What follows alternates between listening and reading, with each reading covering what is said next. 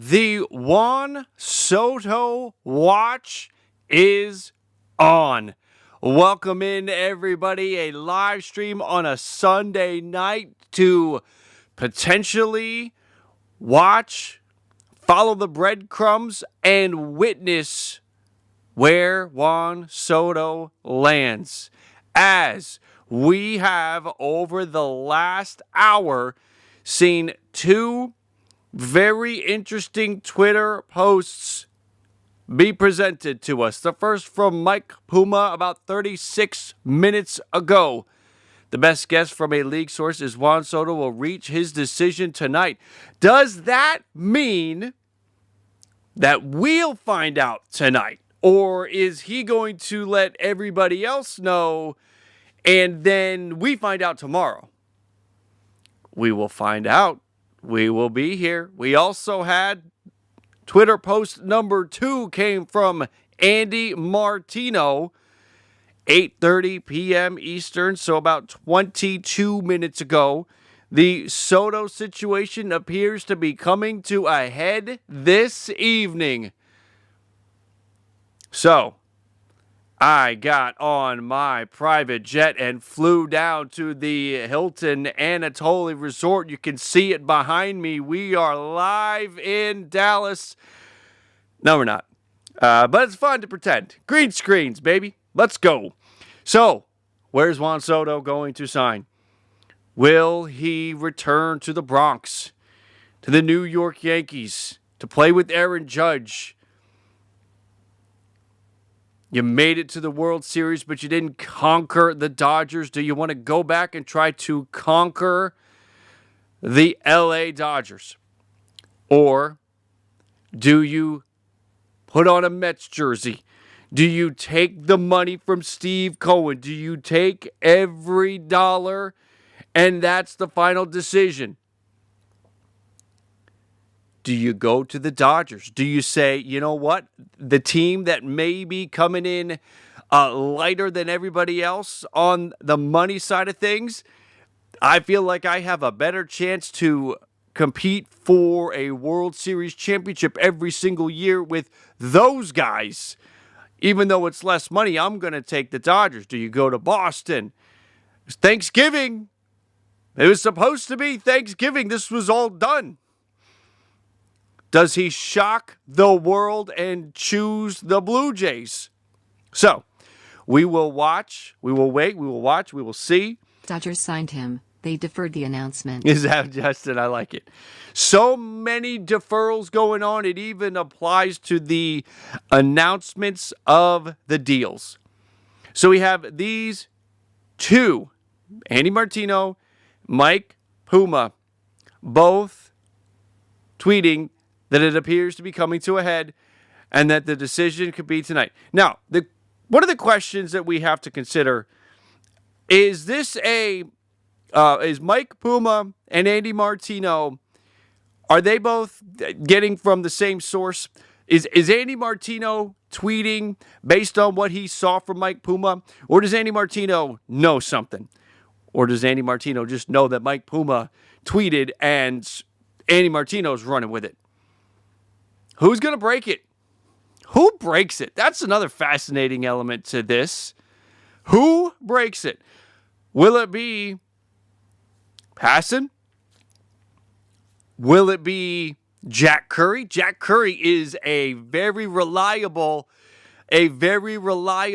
person, a very reliable reporter, insider, source when it comes to these kinds of things. Jack Curry, we got to watch Jack Curry. Puma, I don't think Martino's going to break it. We've got Heyman. We've got the other big guys, Nightingale. Who breaks it? Joel Sherman. Thank you, Bryce, for reminding me about Joel Sherman. Cannot forget about him. Joel Sherman could definitely be the newsbreaker tonight.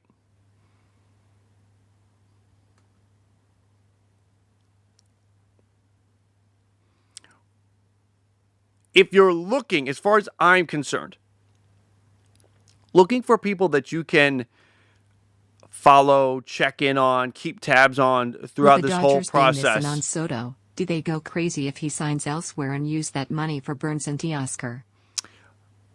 I think Teoscar, yes, for sure, 1,000%. And Burns, I don't know.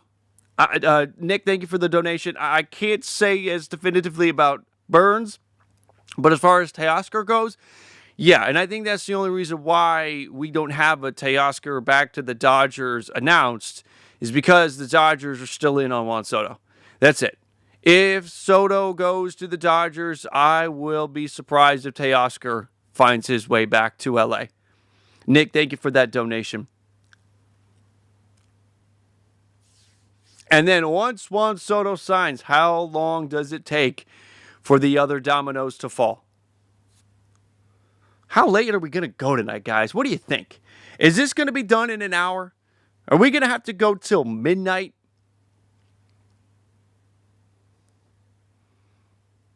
We're going to watch it. We're going to track it. I did start early. I did. There's too much. There's too much to wait on here to have hung out until 9 o'clock. Had to get going. Had to get going. Let me see. Let's keep an eye.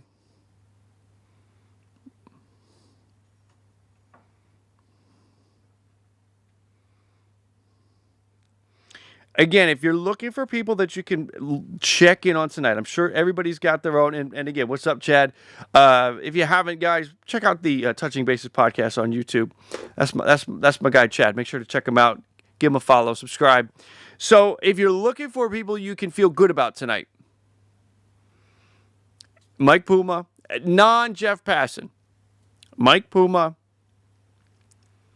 Michael Moreno. I feel good about Michael Moreno. Jack Curry. There's going to be a lot. I feel like the New York guys are going to be on this. The New York guys and the national guys. The New York guys, because they got two teams. They have, double the resources than the Boston guys and the Toronto guys do. I would expect it, and maybe Jays fans, you would agree with me or disagree with me on this, I don't know, but I would expect to hear from Jack Curry that the Blue Jays are out of it before I hear from Ben Nicholson Smith or somebody like that.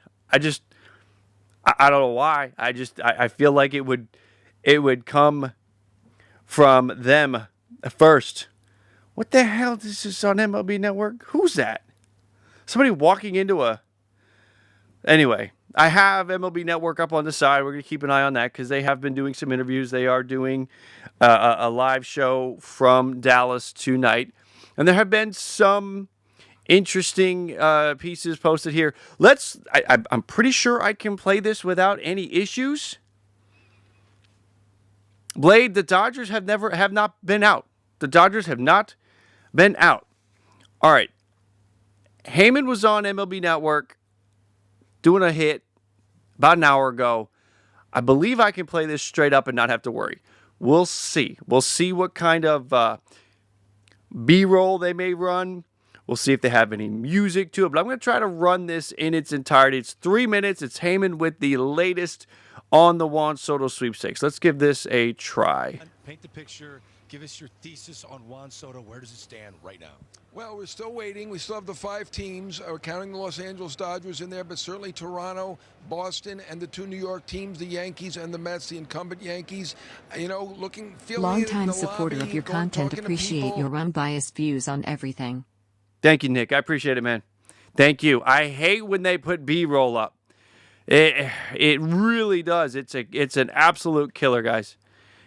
Anything over like 3 seconds. Let's just jump ahead. $1 million range, and the Yankees perhaps just a little bit below them. I think the Yankees feel they have a little bit of an edge, having been a team with Juan Soto for last year, and he had a fantastic season. They got to the World Series thanks to him. 989 OPS, 40-something home runs. I mean, he had a great year. He seemed to enjoy it terrifically, and I do think Aaron Judge plays in this pretty big. As long as the Yankees are very close to the Mets and the other highest bidders, he loved batting in front of Aaron Judge, and he loved the clubhouse led by the captain, Judge. I gotta think that it really the Yankees are in a position where if they stay close to Steve Cohen, they've got to have the advantage. Cardinals Live with a tweet. Dodgers and Cardinals are discussing a deal to send Arenado to LA. Nothing is close. Okay. If you see things, whether it is Juan Soto related or not, feel free to send it my way. We can take a look at it. Thank you, Ben, for sending that to me. I'm interested to see what happens with the Nolan Arenado situation. Can the Dodgers have a handshake deal with Teo already and stay in on Soto and announce like back-to-back days? Seems like Teo wants to be a Dodger. I do think so. Just to close the book on my Arenado thoughts, everything from St. Louis and everything that I believe and just feel in my gut is that the Cardinals, if they're trading Arenado, it's to dump the salary. They're not going to want a salary piece back. They're not going to want to have to pay for Nolan Arenado to go play somewhere else. That is going to be a major problem, major hindrance in an Arenado trade. Justin, your comment about handshake with Teo and hold on and let's see what's going on with Juan Soto. I don't know Teoscar Hernandez, which is about the most obvious thing that'll be said tonight. But from interviews and from everything that you can read and I can read from him in his comments and his dealings and his behavior and his body language, I feel like Teoscar, the desire to be back with the Dodgers is truly genuine. And Teoscar Hernandez probably also understands he gets it, right? There's no way Teoscar Hernandez can try to and he knows this, strong-arm the Dodgers into a deal. No, I'm not waiting for you to decide on Soto. You let me know now or I'm moving on.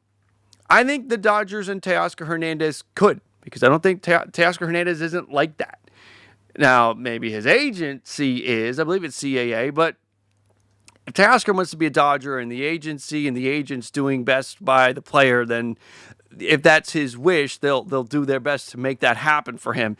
And that may be essentially what we're waiting on. If we find out Juan Soto's going to whoever, not the Dodgers, any of the other 4 teams, I would not be surprised if within 12 to 16 hours we have a Teoscar Hernandez Dodgers reunion announced.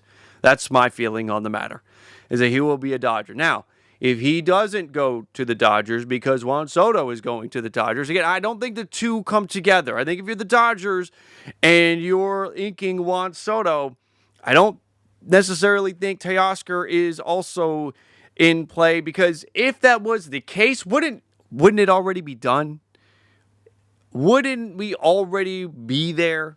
We would have crossed the finish line, Teoscar back to the Dodgers.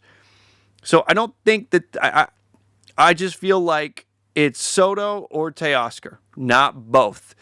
And Teoscar, however, I mean, it kind of makes sense for him to sort of have this handshake deal with the Dodgers in place to say, look, if we don't get Soto, we want you. And let's hammer out the details. That was the reporting a couple days ago. They were hammering out the details.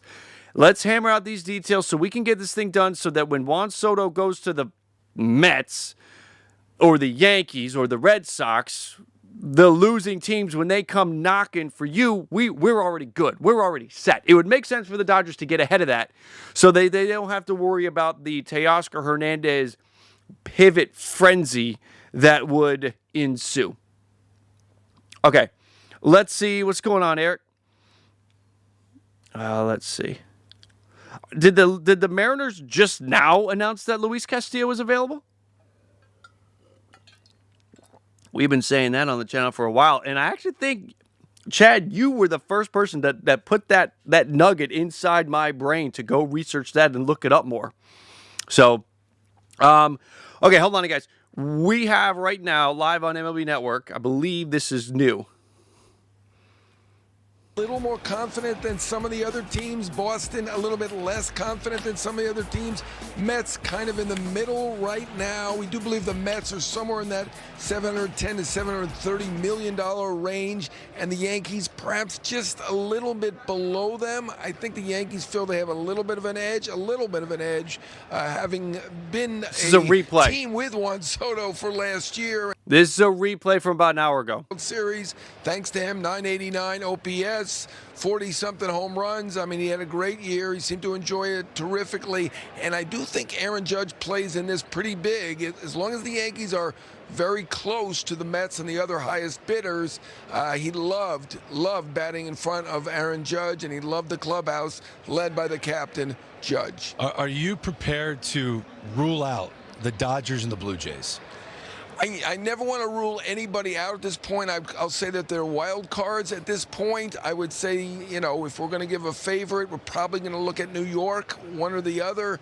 The Dodgers, I mean, I'm sure we would love to be a Dodger. And in fact, when they had the meeting, I believe the Dodgers told him that the lineup would be Ohtani first, Soto second, Betts third, Freeman fourth. HLRULLIQ That's channel something to SL think about Fowler for Juan W5 Soto to be on a super team. Thank you, like Israel. that, and I appreciate it, man. He didn't have to hear that to know that they are a super team. So if they get really close, and at this point we have not heard that they are, we know they're over 600 million, but I don't think they're that close to 700 million. If they get pretty close, I mean, they could be a major factor in this. Is this narrative fair? The New York Mets will offer the most money. He might not sign there, but the New York Mets will offer the most money for Juan Soto. I'm not 100% sure of that. I think the Blue Jays, deep pockets as well, certainly highly motivated. I would not be shocked if they offered the most money. I'll be a little surprised if he doesn't go to one of the New York teams at this moment, but you never know what can happen. Certainly the Dodgers have the wherewithal, a great team. The Blue Jays are motivated. The Red Sox on the come. They have a terrific farm system, a great manager. Fenway would be a great place for him to hit. So there are positives with every team and probably a negative or two. The only negative with the Dodgers is that they're trailing by quite a bit in terms of the money. Now, they have made a serious offer, over $600 million, but they're quite a bit behind as far as we know at this point. If they catch up, I mean, Jim, I what have would you not heard rule about the them out. So I'm not Detroit ruling Tigers? anybody out at this point, but I think just from the lobby talk, I think people will be a little bit surprised if he's not a New York player at the end of this. How likely is it that the announcement comes either tonight or tomorrow? Oh, I think it's very likely. And you guys said that. I mean, I think at this point, we're certainly within 48 hours, and you never know. I mean, he certainly could take his time. I understand. Everybody's anxious. Everybody's waiting. Judge signed in the middle of the meetings. Ohtani signed just after the meetings. And I think that's certainly very reasonable. He had 5 meetings with 5 very motivated big market teams. He has a lot to go over, a lot to consider, and we're talking about the next 15 years of his life. And I do believe it will be 15 years, though there certainly will be opt-outs in this deal. All right, so if it's going to happen in the near future, I better hurry up and show you my Juan Soto free agent pie chart coming up later in the broadcast. That was a big hit last year with Ohtani. It was very entertaining. I loved it. It was great entertainment. I will put it that way, and I love you, Greg. Oh, thank you. You're the man. John Heyman with The pie chart. That's outstanding. The pie chart. There was a pretty impressive pie chart put out last week. There was a super chat from Steven. Thank you for the super chat. I truly do appreciate it, man. Hype in the chat for Steven. So the latest we have heard from the Detroit Tigers is their interest in Ha-Sung Kim. And I think that's a nice addition. Is that a big-time impact bat for that lineup? No. It's a nice piece. I mean, I love Ha-Sung Kim's plate approach. I believe defensively he is elite. And when you're looking at improving the club, Ha-Sung Kim does that. But does Ha-Sung Kim improve the club in the areas that you need? When they're talking about grabbing a righty bat, I'm thinking they're grabbing an impact righty bat. Like Santander, Teoscar Hernandez. Santander can switch. We all know this. I'm just clarifying, making sure everybody knows that I don't think Santander is just a righty. Bregman. Like, that is what we are doing. I got to turn this off or I'm going to get crushed. Okay. So that's where That's where I thought Detroit would be shopping for the righty bat. Ha-Sung Kim's a nice piece, but we'll see what they do. Let's see. Do we have anything new on Soto? At this point now, Mike Puma, Andy Martino owe it to us to keep us updated. Cannot leave us hanging after those two posts. It has now been 40 minutes since the Andy Martino tweet. And it has been almost an hour, 58 minutes since the Mike Puma Twitter post. Jesse thinks he's a Dodger. Will it be the Dodgers? Can they get in there? Word from Heyman, if we're trying to pinpoint the dollars, the Mets or Blue Jays could be at the very tippy top of that mountain. The Dodgers are at the base camp, hanging out, waiting for Soto to fall right to them. And you've got the Yankees close. The Red Sox. Reports are that the four teams, Yankees, Mets, and Jays and Red Sox, are all at that 700 level. And that Mets are pushing north of that. And the Yankees, if the Yankees want to get them, you got to stay close.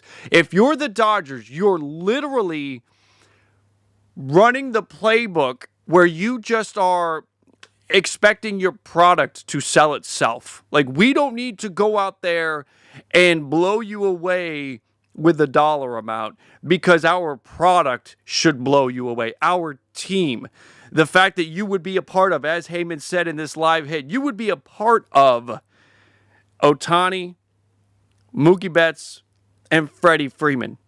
That you would be one in with those three, making for the greatest four hitters consecutively in the history of baseball. You can't even argue that. You could put the best Yankee lineups against this Dodgers, that a quartet of with that group.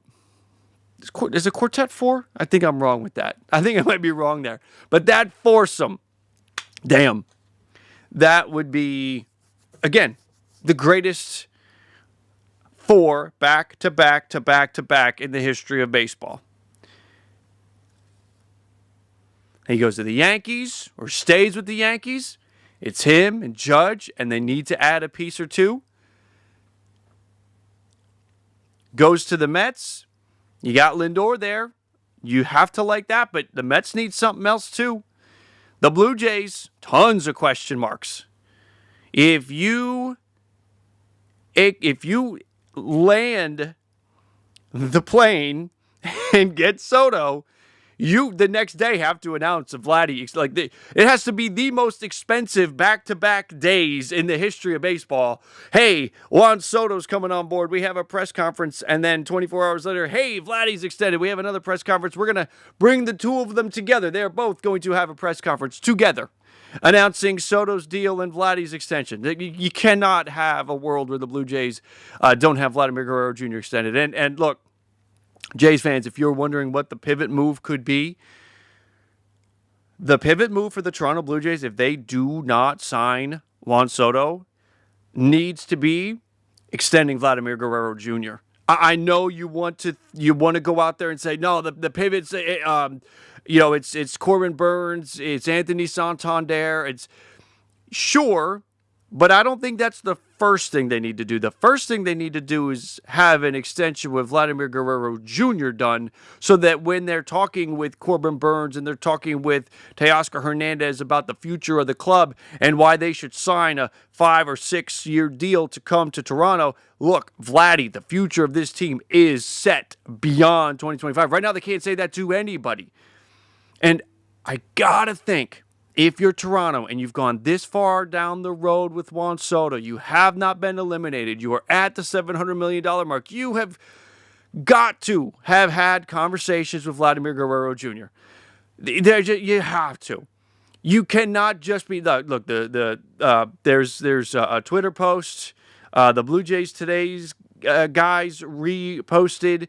Who was it? Let me make sure that we are trying to keep a nice, clean broadcast and not a bunch of I heard this from and I don't remember who kind of thing. It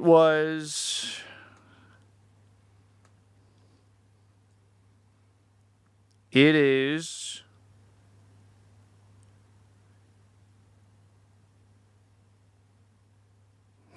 a guy from Jay's Journal, Eric Truden, threw out the idea or posted, do what you will, but I've spoken with two recent former Blue Jays and their agents that have been told by the Jays that their entire focus is on Juan Soto right now. All right? Again, take what you will from that. Part of Juan Soto has to be Vladimir Guerrero Jr. Like, they have to be attached. There's no way Toronto can go down a road or convince Juan Soto to go down that road without Vladdy. So you either have an extension ready to go that you've been working on in the background with this Juan Soto piece, and whether Soto comes or not to Toronto, your first order of business is to announce a Vladimir Guerrero Jr. extension, therefore making it easier if you need to pivot or your pivot does go down the next tier to Burns and Santander. That's a Blue Jays situation in a nutshell. We don't really need to say anything more about the Blue Jays because that's about it. It is all the question marks. It is everything attached to Vladimir Guerrero Jr. Again, we have sort of covered the Dodgers piece as well. They're letting their team speak for itself. They don't feel like they have to go to that dollar amount, and I don't blame them. Their pivot move is likely to be Teoscar Hernandez. So, yet, the Yankees, the Mets, and the Red Sox. Those are the other three teams in play we haven't really shined a focus on, but we can do that now. If you're Boston, having Rafi Devers locked up is a great thing. A great thing. The history with Boston with Big Papi and Pedro Martinez, there are some great connections, some great tie-ins here. We looked at the lineup the other day, or we posed the lineup in the live chat, and it's ridiculous. A Red Sox lineup with Juan Soto. What he would do in Boston would be historic. It would be Ted Williams, David Ortiz, like it would be bringing all of those vibes back to Fenway, because Juan Soto would be incredible in that lineup with that team. And I also believe that Rafi Devers would probably spark up the best year Devers ever had while he was rising, while he was climbing to that peak level, was with Mookie Betts. You give Devers a generational star. I mean, you could do this with a lot of people, but we've seen what Devers can do with the kind of talent, and Devers had his best year was the last year that Mookie was in Boston. I believe it was the last year. It was either the last year or the year before the last year. Imagine Rafi Devers with Juan Soto in the lineup with him, either hitting before or after. But does Boston have a real shot here? Such a wave of momentum on social media, specifically on Twitter, around Thanksgiving and the days after, that had enough people thinking that it could be Boston. It's a real threat. Like you almost couldn't say it wasn't going to be Boston without taking a tongue lashing from somebody. Days passed. It's now been, 9-10 days since Thanksgiving, and there was no announcement. So as everybody believed, it was bullshit. So now we wait and see how this plays out. Dude got a nice bump in his podcast ratings, though. He even shares it. He even shared it on Twitter. Made it sound like it was some great accomplishment. He was grateful to his list. Dude. Ugh. Slimy, dude. Mets and Yankees. It's where we're at. It's where we all kind of felt it could be. Mark Feinstein with a tweet. We'll take a look at it. It is where we thought it would be. That it could come down to Mets and Yankees. Oh, boy. Whole bunch of stuff. Where do we go here? We have a Rosenthal piece. Oh, what? What the heck is this? Get out of here, Michael Conforto. Get out of here. I actually, as I pulled this up, and you guys were saying in the chat to check out, to check the Mark Feinstein, a part of me had like a panic moment where I thought, this could be Burns or Fried or Santander or somebody like that. Because I am not prepared. I am, but I'm not. I'm really not ready to go and completely switch gears and change the thumbnail and change the title to, Anthony Santander or Corbin Burns or Max Fried to, pick a team. Not prepared for that. I am, but I'm not. I don't want to. So as I was looking this up, I started to think, wait a minute, maybe this is big. But thank the baseball gods, it's not big. I mean, I'm not even kidding. I don't know if Doug McCain is live right now or anybody from Dodgers Nation is live right now. The incredible part about this is if they're live doing a Juan Soto watch like this, I mean, this will give them something to talk about. If I was them and I'm not live, I don't even know if I go live for this one. I mean, maybe I do because I'm covering all Dodgers talk if I'm those guys. But we have confirming Mark Feinstein. Thanks, Ken. That the Dodgers are landing Michael Conforto. The Dodgers are scooping up a lefty bat off the free agent market, not named Juan Soto. You know that's going to happen. Tomorrow, if there is no deal done, someone's going to present it that way, that the LA Dodgers grabbed a lefty off the free agent market, but it's not Juan Soto. Michael Conforto. Actually, for his thought, I feel like it's a really good thing. Dodgers are still in on Teoscar Hernandez. This is sort of a follow-up tweet to the Conforto deal. Ken is telling us that the Dodgers are still in on Teoscar, which I would not have. He's probably you're covering all your bases here. Certainly, Michael Conforto would have never been a reason why you're not bringing Teoscar on board. But I'm really interested in the dollars. How much money is Conforto getting here? It can't be much. It can't be, right? Couple $1,000,000 just to basically go play in LA and be a lefty bat when you want to play the matchups. I cannot think that this is going to be from a dollar perspective, a deal that really moves the register.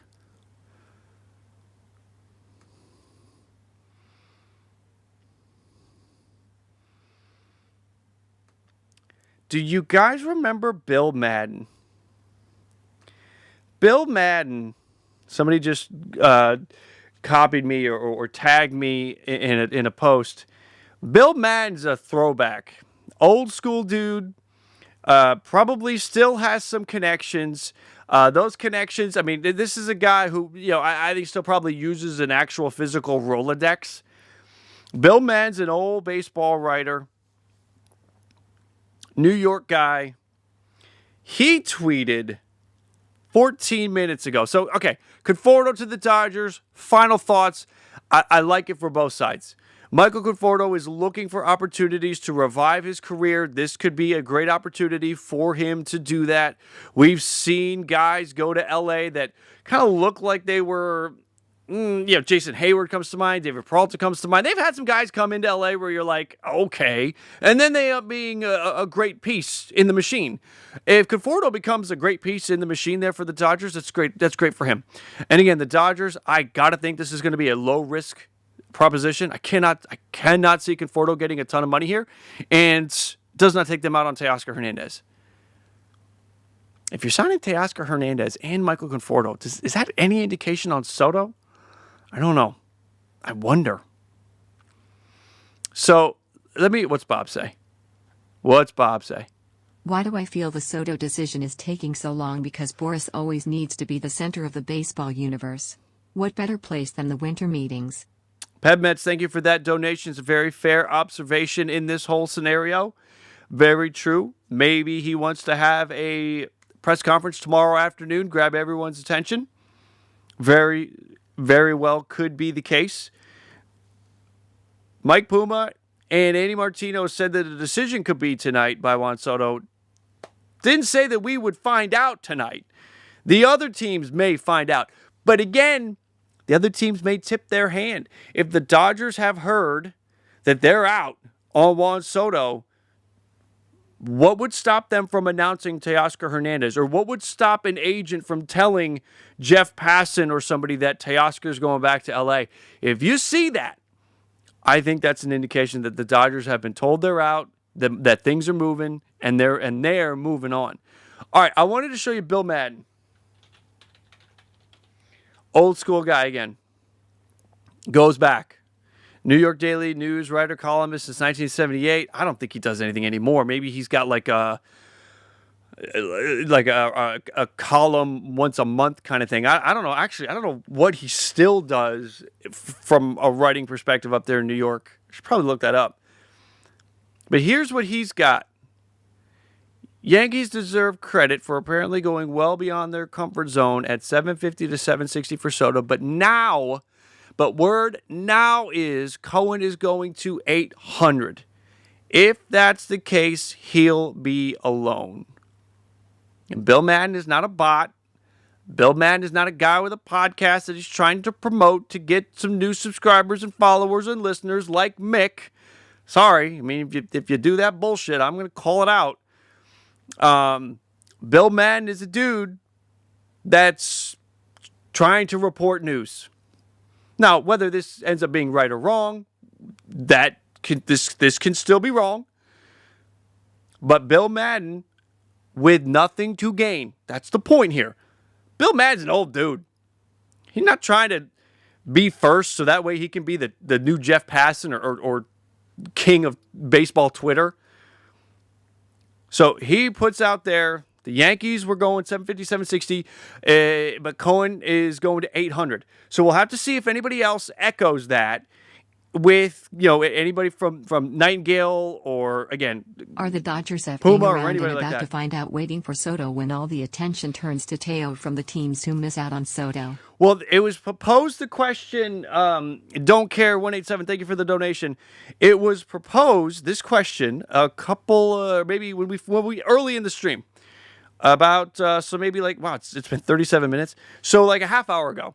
What if the Dodgers and Teoscar have already hammered out the deal? They have a handshake deal, and it's just going to be dependent upon Soto.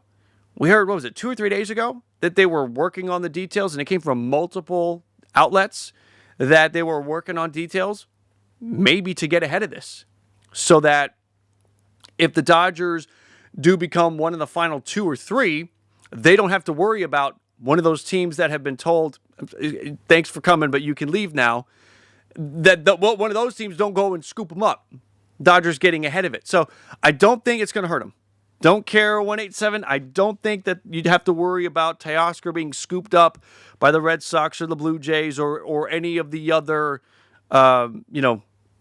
losers in this situation. So yeah, man, there is going to be a lot. It's going to get crazy. 1 year. What?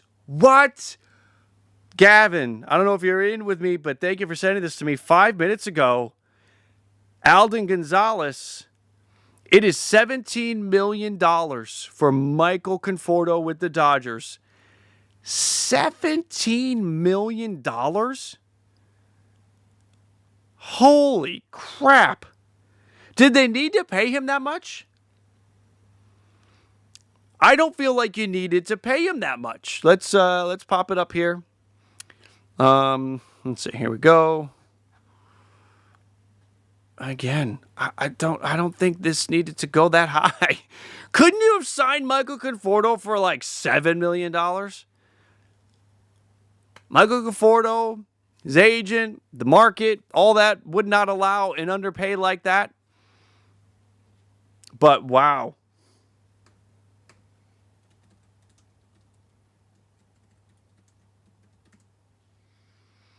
Wow. Hey, guys, also, one more thing.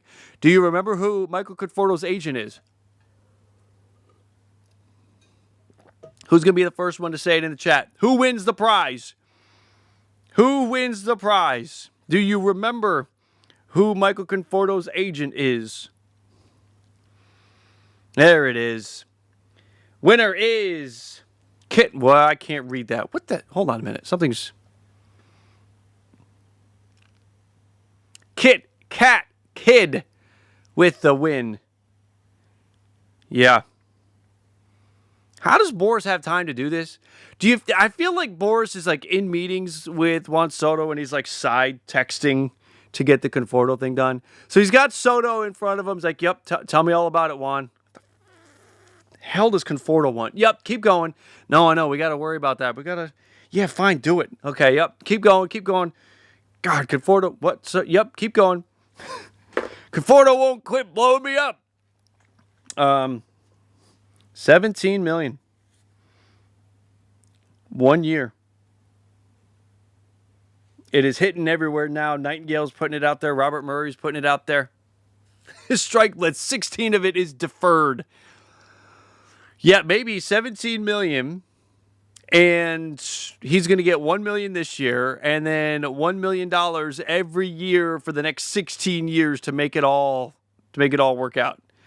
And Michael Conforto was probably like, "Yep, sign me up for that. I don't care. Let's do it." Vince, I feel like it's too much. I do feel like it's too much, but it's Boris, it's the market, it's also. I mean, if Michael Conforto signs for. The Scott Boras Revenge Tour continues. There you go, Nick. Yes, it does. Thank you, Nick. If Conforto signs for $5 million, it's a problem for the market. So you can't have that happen. So I guess I get that, but that's interesting. Michael Conforto to the Dodgers. Teoscar's jumping up and down somewhere. I think Teoscar's already probably got something in place. 17 money deferred. It'd be funny if they deferred it. $17 million with all $17 million deferred in $500,000 payments over the next 34 years. Michael Conforto's like, yep.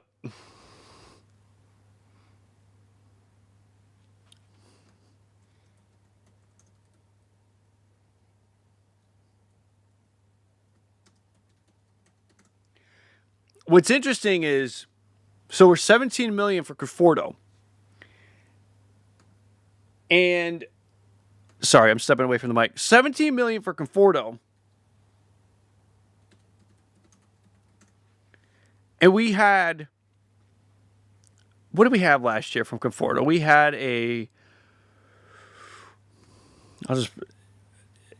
20 homers, 759 OPS, a 450 slug. OPS plus was 116. So it really wasn't that bad. All right, I'm shitting on the guy, but he really wasn't that bad. Okay.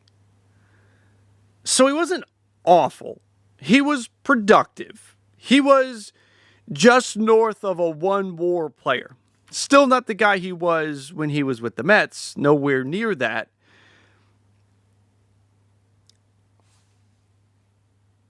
Gets $17 million. Remember, Teoscar Hernandez got 23.5 for his 1 year deal.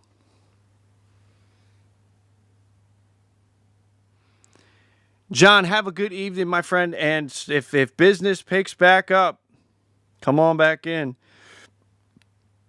That's how many recent Giants are the Dodgers going to snatch up here? They're talking. I mean, they already got Snell. They bring in Conforto. Is the Farhan thing done yet? How many defectors from San Francisco are the Dodgers going to snag here? Smoke, what's going on, man? Are the Braves gonna do anything? I think the Braves are one of the teams that are in on some guys, probably want to work the trade market, but have to hold and wait for this Soto thing to work itself out.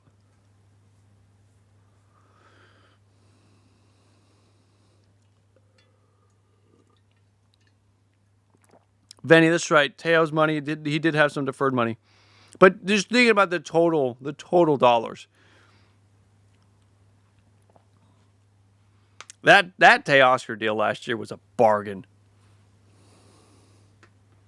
Absolute bargain. All right, so there we go. $17 million for Michael Conforto to go to the Dodgers. Kind of gave us something to talk about, something to dig into here for the last 10 or 15 minutes. This Juan Soto watch continues on. Anything from Puma? He was the first guy that, in my opinion, really got this thing rolling. It's been an hour. He has not said anything or added any more context.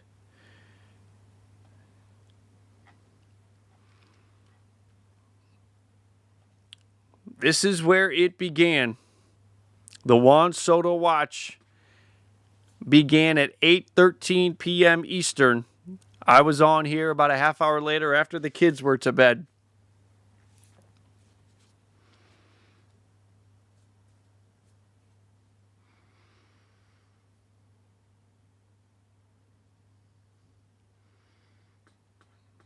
Let's see, what do we have? I had... Oh, that's classic baseball era. Hey, by the way, congrats to Dick Allen and Dave Parker. I feel like Dave Parker was a shoo-in after Fred McGriff made it. Some players, some mistakes getting cleaned up with Dick Allen and Dave Parker. Both deserve to be in there. Again, they're not Mickey Mantle, Joe DiMaggio, Ty Cobb. They're not that, but they are. They belong. They belong. No question about that in my mind.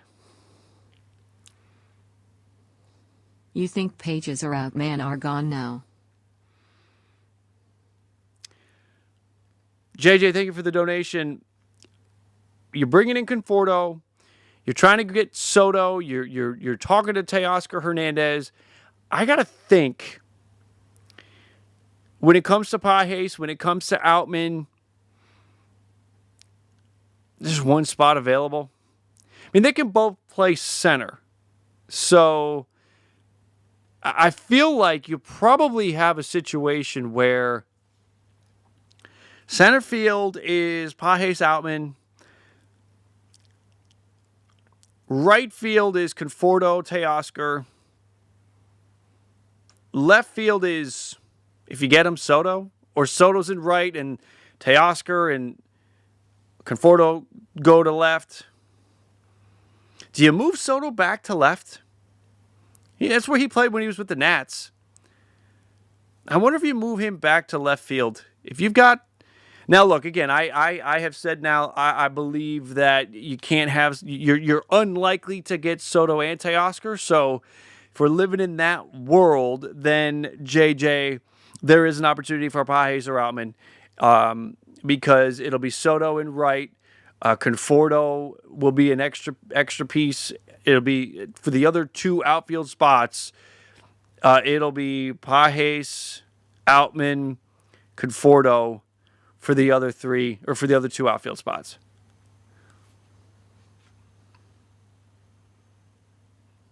That's my gut on it. And if you don't get Juan Soto, it's likely going to be Teoscar Hernandez that comes over, and same scenario runs through. Just instead of it's being Soto in right, it's Teoscar in right. Trade Pages to San Fran for prospects. Boris could have said give Conforto this contract for more Soto leverage. Thank you for the donation. I don't know if contracts Boris does for other players has any standing or impact on Juan Soto.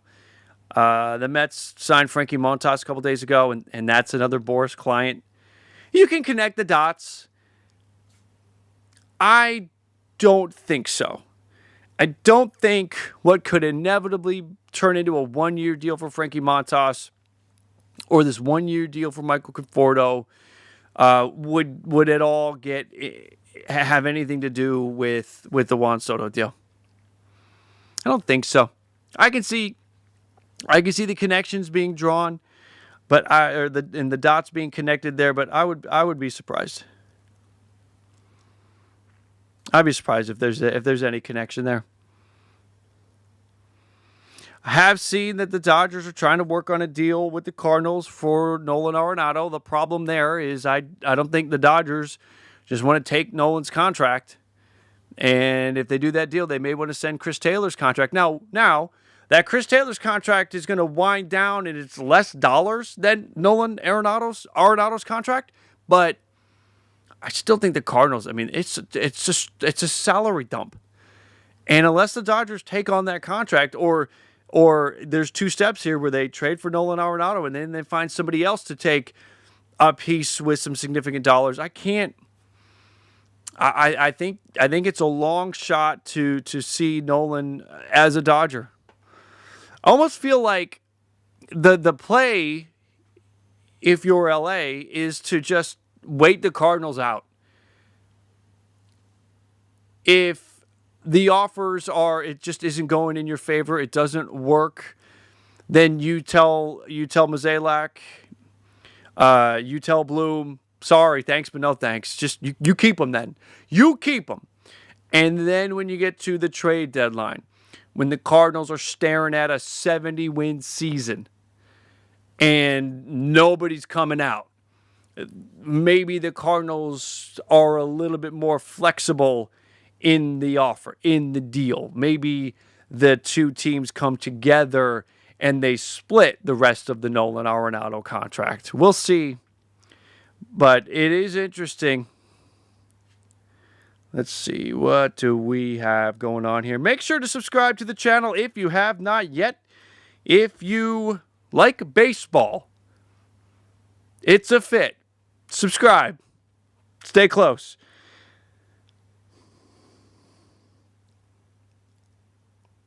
There's a lot of talk about this 800 number right now.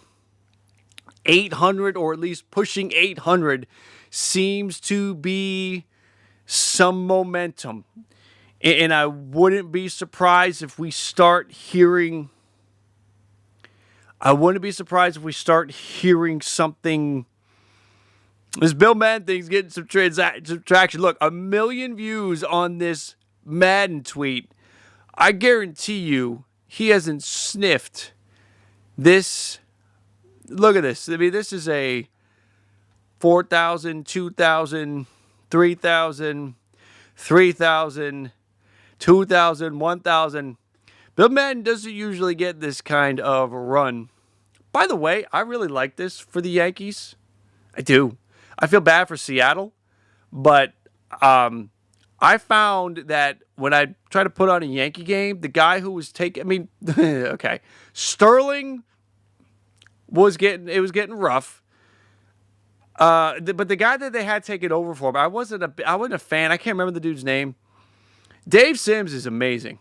So I will actually look forward to, because I do find myself listening to baseball games on the radio. Through the app, I should say. Sometimes I like to just listen to. I like to listen to a game sometimes because I like to picture it. So Bill Madden a half hour ago. This is probably like the tweet right now. Carlos, 800 million. You think it's a bit high? You think it's too high? It might be too high. Can you imagine the Blue Jays and the Mets just getting in this obnoxious bidding war? Eventually somebody says, fine, we'll give you $1 billion.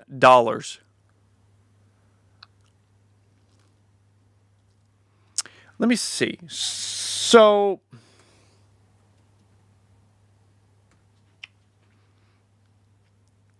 we're all talking about Soto going to that 15-year level.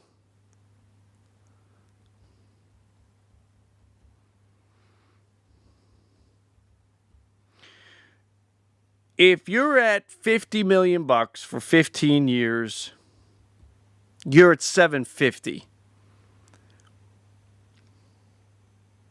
That'll take him through his age 40 season. Does anybody get stupid and take this thing up to like 16 or 17 years? Because adding one more year takes us up to 800. If you're at that look, if you're at that AAV for 15 years, what the hell's another year? It's irrelevant, right? What the hell's 2 more years? This thing could jump from 750 to 850 like that, because the team that's in the final stages could look at this thing and say, shit, what's the difference between 15 and 16 years at this point? 750 to 800, who cares? Me, the GM controlling this thing, I'm not going to be here. If this blows up, I'm going to be gone. I'm either going to be fired or I'm going to have left. One way or another, I'm not going to have to deal with it.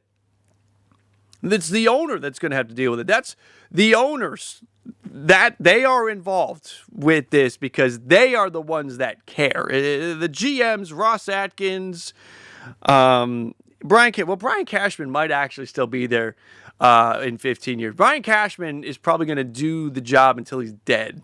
So Cashman will probably still be there. He's really the only one. Todd, thank you for the super chat. I think that's just a sticker. Todd, thank you for the sticker, man. I appreciate it. Yeah, and I don't think the money's going to be deferred. I'm with you on that. If that rumor about Juan Soto with $800 million is true, could there be fallout from small market teams? Oh, just wait. Guys. The elephant in the room here is that this is certainly, this and the Ohtani deal, I mean, and not just that, like a year or two ago, when we had that frenzy on shortstops and Trey Turner and Xander Bogaerts, they're signing deals till they're like 44. What? If Juan Soto gets a deal that takes him to his age 43 season, we could be knocking on the door of $1 billion if we're going AAV 50 to 55. If we're going $55 million a year and we're going to go to age 43, we're knocking on the doors of $1 billion. But the elephant in the room here is, yes, this is going to have an impact, in my opinion, with the CBA. When we have, I think, 2 more years,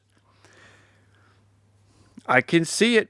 And you'll start to hear rumblings. Probably in a year, you'll hear some rumblings about it. It's my guess anyway.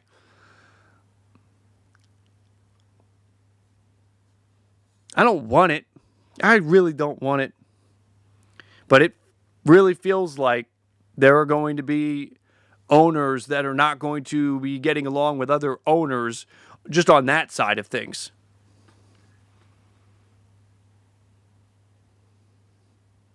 So this is, I think, based on the traction here, over 1 million views on a Bill Madden tweet. Bill Madden 1.2 now on Bill Madden, who usually gets around 3,000 to 4,000 views on his tweets and his posts. He's now over 1 million here. So this is making the rounds. Todd, welcome to the BALLCAP Nation Gold Club. Todd, I appreciate that, man. Jock, should we check Scoops? I thought Scoops went away. I don't give this account any sort of weight, but it is kind of funny to look at, to just check in on.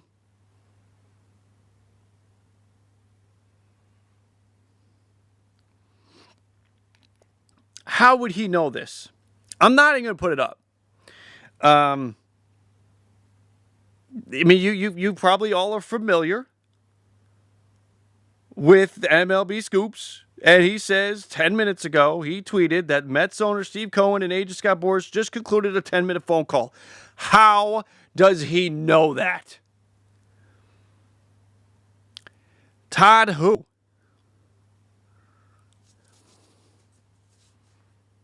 Seattle MLB fans, just trust him, bro. I know, but there's also a lot of stuff that he's put out there that's kind of like, that just doesn't add up.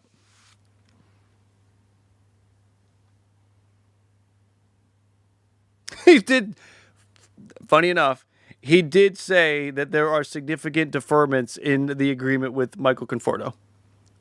I'd love that. I don't know, maybe one day I will ride with MLB Scoops. I will be a fellow, what's his community called? Scoopers? Maybe one day I'll be, one of the scoopers following MLB Scoops. Fine Sand tweeting now, the Conforto signing does not take the Dodgers out on Teoscar Hernandez per sources. Thanks, Mark. Can you tell us the real news?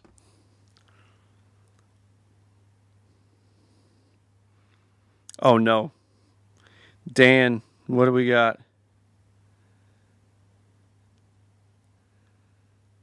Savage Sports.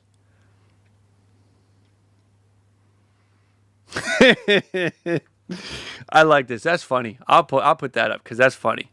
We need humor in times like these. We need humor, and this is making me laugh. The Mets and Yankees are going to be really shocked when they find out the Red Sox already signed Juan Soto last week. Thanksgiving. Come on now. What are we even doing here? I need to change up all of my art. And we just put a Red Sox logo up there. Oh, it's good.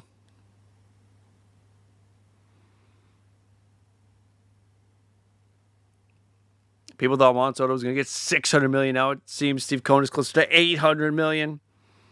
Yeah, we're there. It really feels like we're getting there.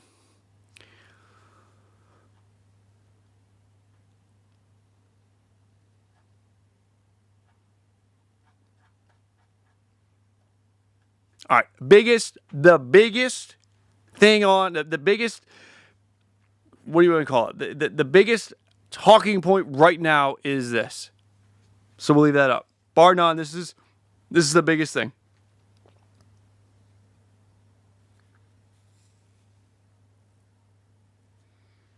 G-Rob, I think I'm with you on that. I feel like there's a very good chance that one of the two go, because there's still value, and especially in Pages, there's a ton of value. And Pages is also still in pre-arbitration. I don't know if the White Sox would want Pages. Miami might. Could you get Luzardo for Pages? Houston, oh God, no. I'm sorry, I forgot what I was talking about there. Back it up. Seattle, would they want Pages?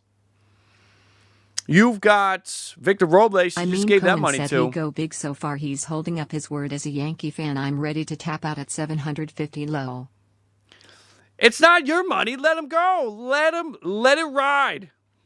We're in Vegas and we're playing with house money right now. If the Mets sign Juan Soto, what would happen if the Mets stink but Juan Soto doesn't? Ooh. No, I don't think the Mets will stink. The Mets, when they weren't in World Series mode last year, almost made it. So I don't think the Mets are going to stink. But certainly that would, any of these teams, it would be a problem. How good would the Yankees be if Aaron Judge is hurt? in jail hasn't do absolutely nothing. If Aaron Judge gets hurt, like he has been known to do, and miss half the season, where are the Yankees going to be? And because that's the piece, right? And so all of these teams, there is a road that they could go down where there's the team's not good. But I don't believe that they would. I don't believe the Mets would stink. But whoever signs them, you have, there are opt-outs, but outside of those opt-outs, I mean, you're connected. Like the Angels stink, and they can't do anything with Mike Trout. Even if Mike Trout was healthy, I don't know if they could do anything with that contract. If the Mets signed Soto, are they out on Alonso? Well, hold on. I got one more. Let me make sure I got all my super chats taken care of here. I don't want to leave anybody behind. Again, Arthas. Cohen said he'd go big. So far, he's holding up his word. Again, if the Mets are at 800 and the Yankees are at 750, is it about the money, or is it about which team does he think he's got a better shot of playing in the World Series against or with? Because also consider this. The Mets got to get past the Dodgers to get to the World Series. So if you are Juan Soto and you're thinking about your path to playing in the World Series every single year or most years, do you want to have to get through the Dodgers just to get to the World Series? Or you go to the Yankees and you meet the Dodgers in the World Series? So that's why Steve Cohen needs to get as far away from the Yankees offer as he can. Because if they're close, I think the Yankees have the edge. And that's just one of the reasons why. Jose, AA is in jail, hasn't done any. Jose, apparently Juan Soto is their primary focus. That's all we got. Let's see here. Zachary, if the Mets sign Soto, are they out on Alonso? I would believe yes. I can't say that definitively, but I would feel like that would be it for Pete. Maybe not. Maybe not. I can't say that would be for sure, but I would think that's the way it would go.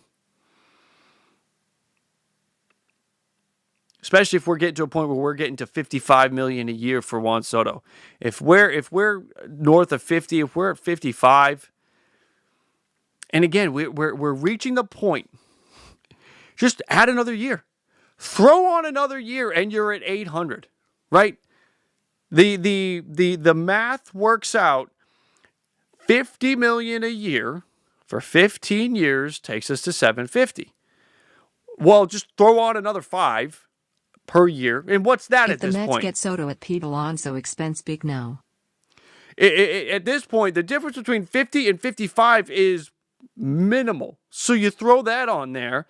You throw another 5 in there over 15 years. That gives you another 75 million. That takes you over 800 just by doing that. So if you go 55, and let's say you're like, oh, we got to take a 16th year, we got to pay him through his age 41 season, then we're at 880. If we are in the final stages and the bidding war is erupting, this thing could go over 800. All you got to do is add $5 million a year or $5 million to the AAV, which is nothing at this point, or throw another year on there. Instead of 15, it's 16. Or if you're living at 13 or 14, get it up to 15. Again, the 15 at 55 is 825. So if you're at 14 at 55, just throw another year on there and you're over there.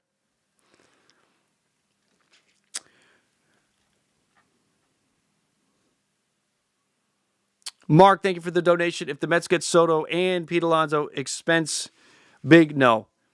Yeah, I would be surprised if they do. I can't rule it out. I could see them maybe trying to work it out, but I would think that they would move on. They probably feel like they have enough talent at the minor league level, the Mets do, to where they don't have to spend on Pete. Soto, if signed with the Mets, would also have to deal with Atlanta and my Phillies compared to realistically the Orioles and occasional Red Sox if Yankees keep him.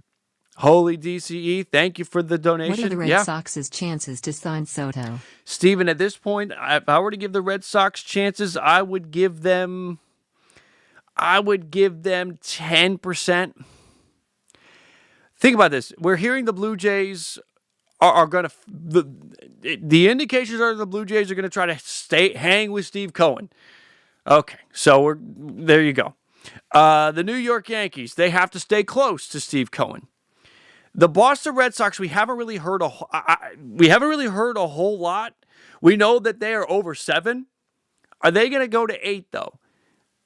I know that John Henry, they've got the money and all of that, but if there's a team that's going to tap out, I feel like it would be Boston. And that's not a bad thing.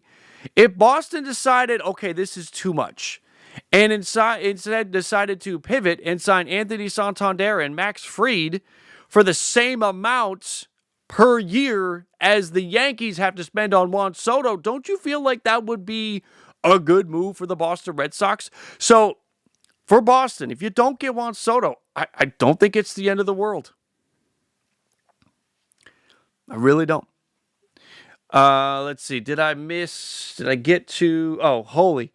Yeah, when you think about the path that Juan Soto is going to be on to be competing for a World Series championship every single year. I mean, look, he's won 2 of them now.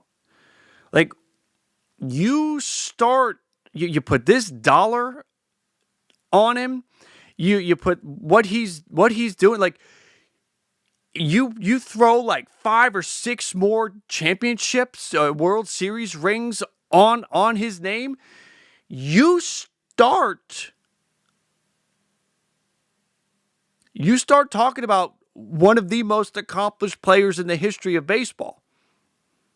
And that's, is he weighing that out right now? Where can he go and have that accomplishment? Again, if you go to the Mets, you have to get through the Dodgers.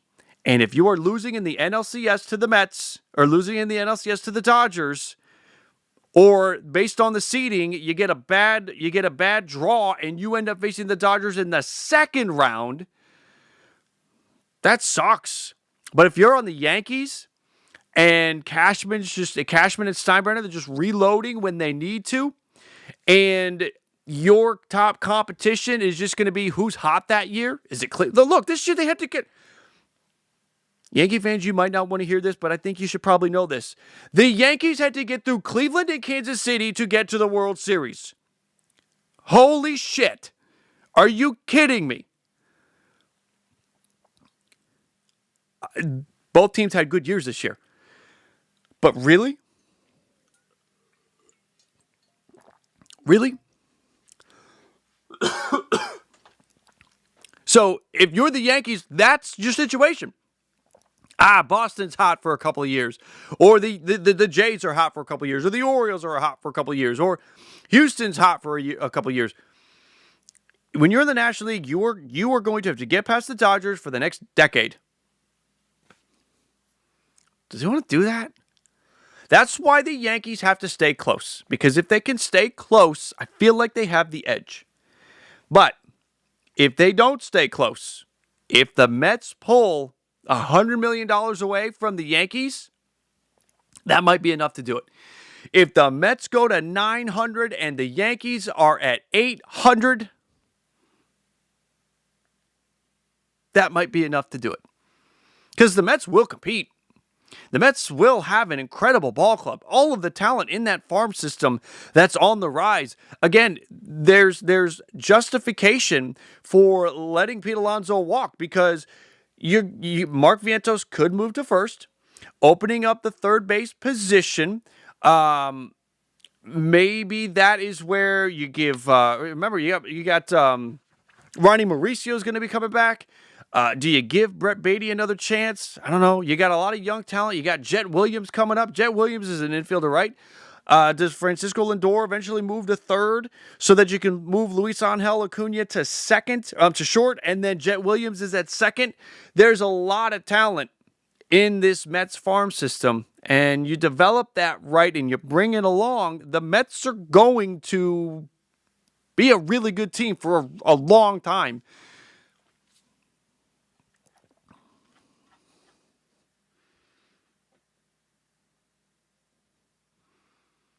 Where did he spell Corbett? There it is. Yeah, he's old. Bill's old. Bill's like 100 years old. So we're gonna give Bill some credit. He probably slipped there and just didn't correct it. All right, where are we at here? Let me see here.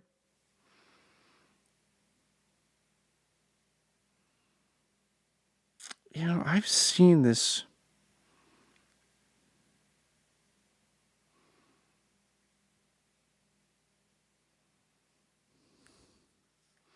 No, the Bill. This is Bill Madden. This is.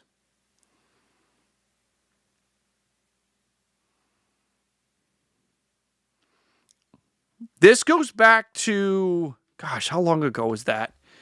This goes back. I wish Twitter was like YouTube, where you can go on and you can go back to the earliest tweets. I don't think you can do that. Am I just that much of an idiot on this app? You can see posts, you can see replies, you can see media. Like, I know if I'm on my phone, I can search. If I'm here, I can search, but that's just searching. That's not going back to see early tweets from Bill Madden. Joined in 2015, so he's been on here. This account's been going for over 10 years. If this was Bill Madden 1954, joined October 2024, I would be on board with the suspicion that this is not Bill Madden. But this goes back to 2015. This is a 9-year running account. And Bill Madden, again, it was 21?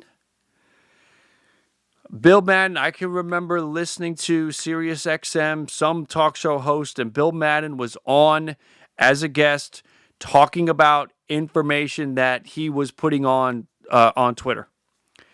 And it was Bill Madden as a guest. It was Russo. It was Chris Russo.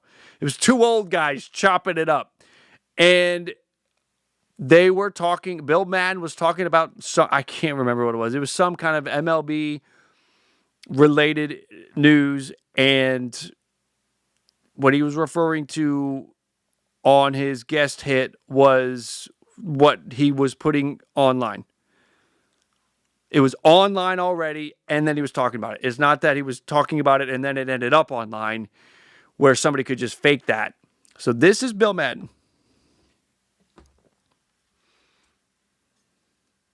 What's going on, Ryan? Good to see you back in here, man.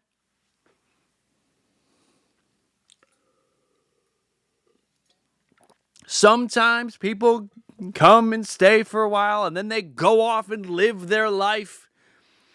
And then they come on back for the big moments. Hope you're doing well, Ryan. Locked on Astros. Is that who I think it is? Brent, is that you? Or Brett? I say Brent. Brett. You been busy? Yeah, I've been busy too, man. I know. There he is. Brett's in the house. Brett, I have a video coming tomorrow. And it is on the heels of a conversation talking point that I saw you propose on Twitter about Framber Valdez to Boston and Tristan Casas to Houston. I love that idea. And I think it is a very real scenario. In my fake trade, I had, let's see, am I able to, what did I have here? I wonder if I can throw it on the screen. Casas Blockbusters. Again, this is something tomorrow morning I'm going to be recording and then uploading as a video on demand, probably late morning. Boy, this is taking forever to download. Heyman's got something? Hold on. Whoa. Oh, there it is. Holy shit. There it is. There it is. Forget the Casas thing. Get out of here. Oh my God, it's happened. It has happened. Let's go to the man himself. It was pushing 800. It didn't get to 800, but here it is. God, Morty, I hope you're doing okay, man.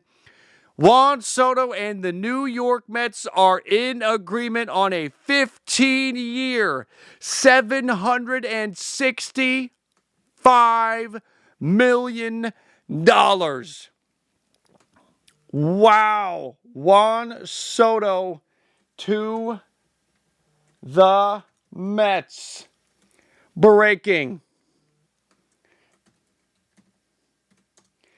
Wow. Guys. I need a second. Holy shit. That's it. Juan Soto is going to the New York Mets.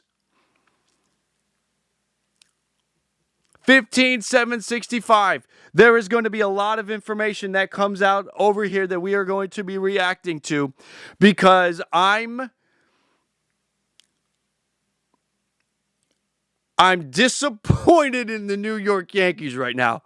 I am elated for the New York Mets fans. All of the Mets fans that follow the channel, support the channel, all of the Mets fans that I know in my life. I am excited and happy for you.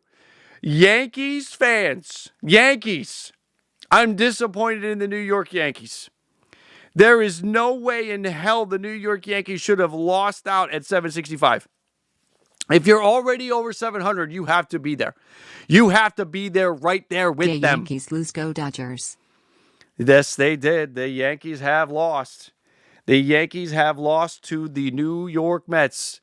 15,765. A new era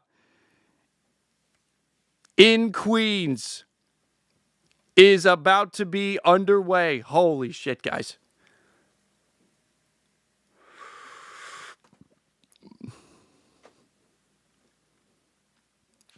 Is it an overpay? Is it an overpay?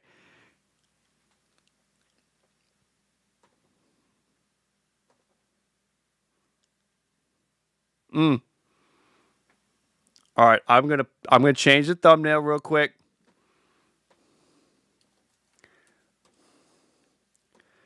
Wow.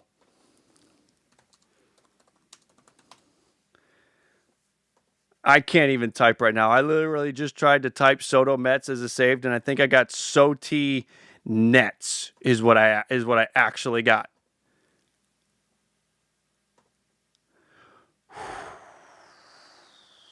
All this drama just for Ohtani to strike him out in the NLCS. We had some thoughts on that we can dig back up. The Juan Soto watch is over. And it is Jeff Passan that breaks the news. Not Mick.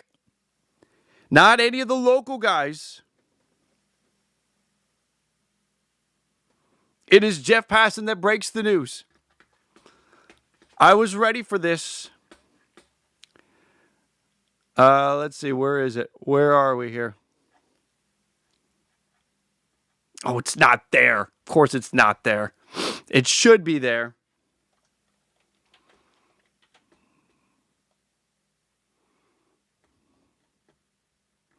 Incredible. I'm going to be right back. I'm going to be in on this in 2 seconds, guys.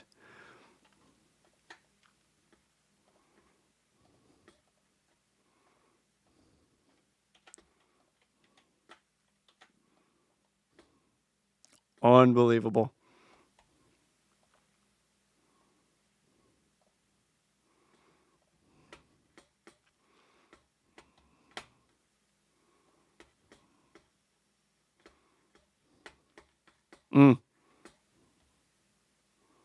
Do you believe?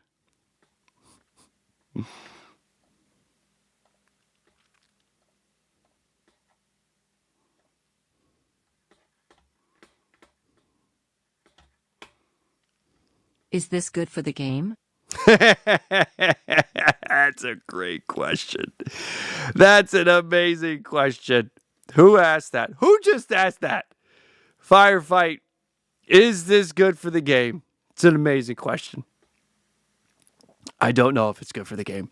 I think it is good for the game. We are growing the dollars.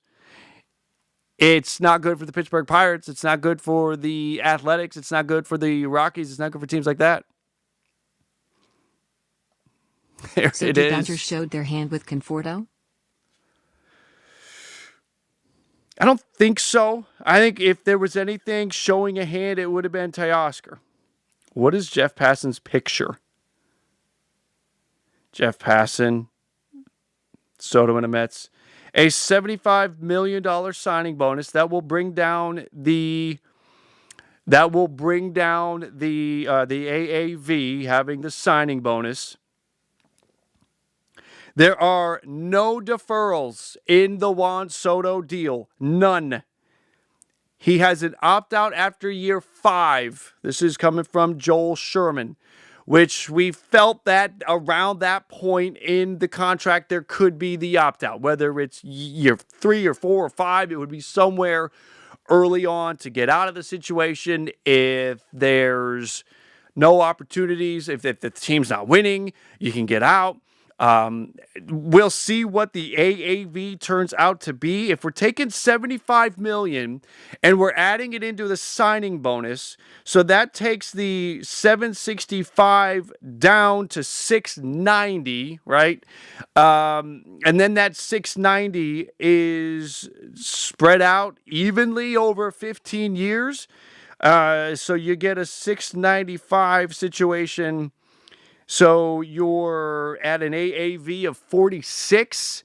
Unreal. Soto is the Mets' $765 million dollar man at. There's no way at any point Juan Soto will opt out of this contract and go get a better deal. I think that is a no-brainer, no doubter. The Mets had a 10-minute conversation with Soto a little while ago was true. Oh, damn, Michael. So is the MLB Scoops guy, I'll put some respect to his name because he said that he didn't say that it was done 10 minutes ago. He said that they got off a 10-minute phone call 10 minutes ago. Maybe he's like Steve Cohen's driver. Is that a possibility? That he's Steve Cohen's just his chauffeur? That should shut the Yankees fans up. Oh, Let's boy. go Mets. All right, we have a lot of information coming through. Yankees bid. Whoa. Oh, boy. This is really fascinating. Okay. So this is interesting. Thinking about it from, looking at all the information that's going to be coming out that we are getting, John Heyman giving us this, that the Yankees bid $760 for 16 years. Now, we're adding another year onto that. So we had $765 for 15. So obviously the AAV is significantly higher if we're at $760 for 16. We have, do we know if there was a signing bonus at all in that? Yes or no? That could also be an indication. But the Yankees did stay kind of, sort of close. I mean, kind of, sort of, though. So, again, we got $765 for 15. That's an AAV of 51. But remember, there's a $75 million signing bonus that brings that down significantly. The $760 for 16 is a 47.5 AAV. I mean, they were close. The Yankees were close. And it didn't matter. Now, here's what we need to find out. All right, this is all fun and everything. What did I bet the other Devils and teams? the opt-outs and bonuses. Well, again, there's $75 million. Oh, for the Yankees offer, yes, firefight, definitely, 100%. Let me make sure I am Baseball getting needs a cap and floor. How TF are cheap teams supposed to compete with that? a floor. No wonder why less and less people follow baseball in the States. A floor, yes. A cap, that won't happen. Let's see. Dodgers show their hand with Conforto again. I do not believe so. MB Anderson, thank you for the 13 months. Thank you for the gold redemption. Reportedly, no deferment with escalators to 800. So the escalators maybe could take it to 800. We'll have to wait and see if we get that from somewhere else. Curtis Williams, thank you for the donation. Soto to the Mets, $765 million man, indeed. Michael, I guess the page that said the Mets had a $10 million conversation with Soto was a little while ago was true. Yes, again, MLB Scoops. Good job. Lamar, that should shut Yankee fans up. Let's go, Mets. Yeah, Yankee fans are going to be sad today. Yankee fans are going to be sad. It's another L. It's another big-time loss by the New York Yankees. Going down in the World Series the way they did, missing out, losing out on Juan Soto here to the New York Mets. Let's see here. We've also got Firefight. We'll see what happens with bonuses and opt-outs. Michael Hyde. Baseball needs a cap and a floor. Again, I think floor, yes. Cap, it's not going to happen. Baseball would shut down for years. They just would. They wouldn't play. It'd be awful. That would kill the game. More people are following baseball though, Michael. The popularity of the game is growing. So let's make sure we're accurate in all that. Sabbath, thank you for the $1 donation. I appreciate that. Do you get Pete Alonso back? I don't know, man. I don't know does this mean Alonso's back? We talked about the New York Mets and what this could do for the team. Again, there's probably a lot of people hopping in right now. Hit that like. We are probably within striking distance of 1,000 likes. That's number one. Number two, make sure to subscribe. And have a new guy named Juan Soto. Make sure to subscribe and stay close to the channel if you like baseball. It's a fit. Subscribe, stay. Yanks Clownham signed Juan Soto. Yes, he's going to be the new cleanup hitter. I hear he has a great back to ball skills. But the New York Mets, so having to go up against the Dodgers just to get to the World Series is not anything concerning Juan Soto. Doesn't matter. Now, the Mets have the money to throw at Juan Soto. They're going to have the money to throw at more free agents. Mets still have work to do. So it doesn't just stop with Juan Soto. It is more. Exactly. Brian California. Is that your real name, by the way? Mets still have work to do. Correct. The corner infield spot is do you move Vientos to first and you go out and get a third baseman, or does Vientos stay at third and Pete Alonso is back? Do you let Pete Alonso walk? Vientos still moves to first and you go through the in-house options for third base. Look, I don't know if you're selling Juan Soto on the future of the club. In that pitch, did you have Brett Beatty back at third base? I don't know if that works. But the New York Mets get their guy. It has been 2 years, 3 years of build-up for this. Remember when Mets fans they was convinced that the Mets were getting his brother? And then his brother signed with the Nats, of all places. Why didn't his brother sign with the Mets way back then? What was that, 2 or 3 years ago? Why didn't he just sign with the Mets then? This is something that Mets fans have been looking for years, and Steve Cohen gets the job done. Takes it to a dollar amount that, look, if you haven't been locked in on this 765 is going to be like, holy shit. But if you were watching this, you saw it getting to that level. Juan Soto turned down, Mark Zuckerman with a tweet, Soto turned down 15 years, $440 million from the Nats in July of 2022. He winds up getting 15 years for $765 from the Mets in December 2024. Great ones almost always do better waiting for free agency. Blue Jays fans, you don't like to hear that. This is one of the elements that I talked about, one of the domino effects that are going to sort of spawn from this Juan Soto thing. unless you've already got an agreement that you're ready to announce tomorrow, hey, we missed out on Juan Soto, but we're happy to announce this $400 million extension with Vladimir Guerrero Jr. It may be too late because Juan Soto, Vladdy, they're friends. Juan Soto going to be talking to Vladimir Guerrero Jr. Say, yeah, man, I turned down $400 million and it worked out really well. It worked out great. And Vladdy's already looking to build his value back up by saying, hey, I can play third base too. I can play a higher skill position. Yeah, give me some third base reps so I can take my mega payday cash out next year. I can turn 400 into 500 just like that. The Toronto Blue Jays are going to have to dip back into their, they're going to have to dip back into their, what do we want to call it, unicorn fund, just to go get Vladimir Guerrero Jr. back next year.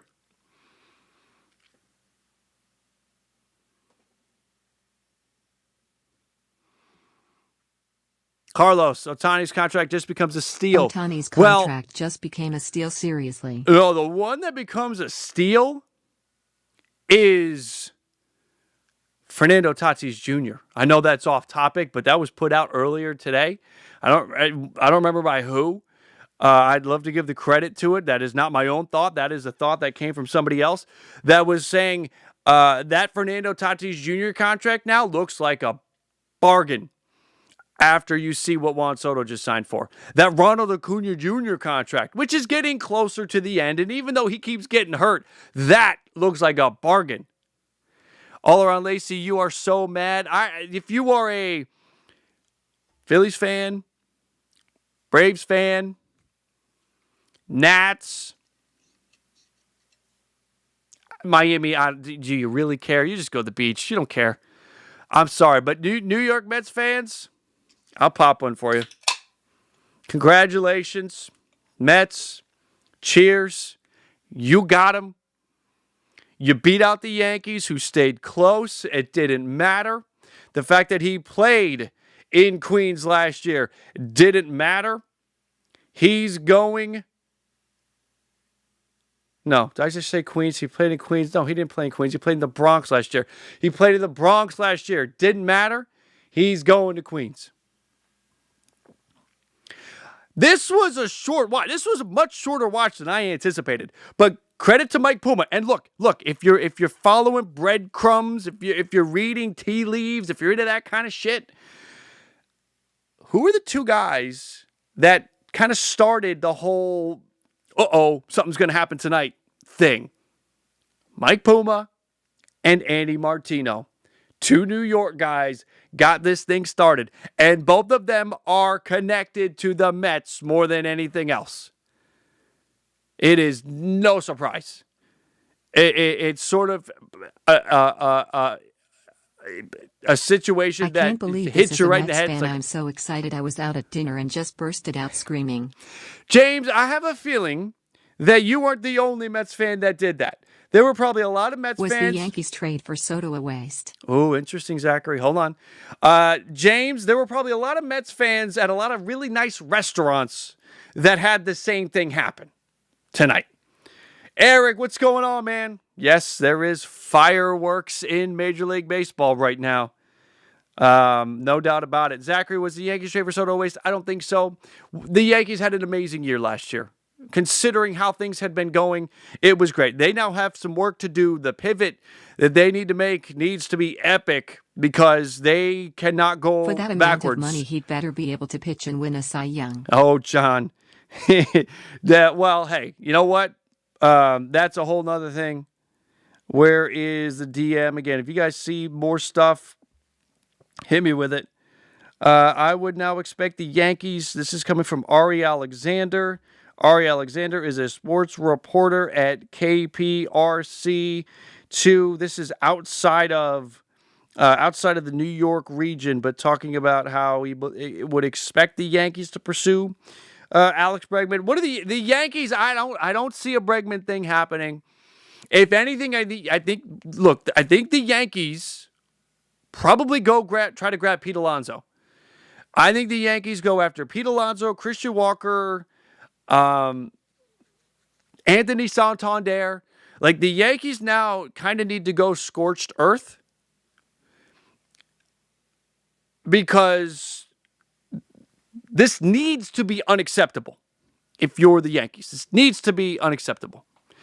Token Black Guy Guru 84. Blue Jays fans better start saying goodbye to Vlad. That is I've already mentioned it, and it is a fact that the Toronto Blue Jays, by letting this, by messing with his service time so that he's a free agent next year, not this year. Vladdy, if he had been called up correctly and they didn't mess with his time to make him a Super 2 player, Vladdy would also have been a free agent this year, but he's not. And if you don't think he knows that, after he sees this, I'm sorry. The last couple of weeks, I have started to feel more and more like Vladimir Guerrero Jr. is a goner than he's actually going to stay. Because the Blue Jays front office can't close. They got played in Ohtani. I'm sure something's going to happen here. I'm sure there's going to be some dog shit information that comes out regarding the Toronto Blue Jays. If the money keeps going like this, will companies own teams? Microsoft Dodgers, Amazon Yankees, .72 Mets, Marlboro Orioles, Exxon Blue Jays? Maybe. Firefight, maybe. The Rogers owns the Blue Jays, and that doesn't matter.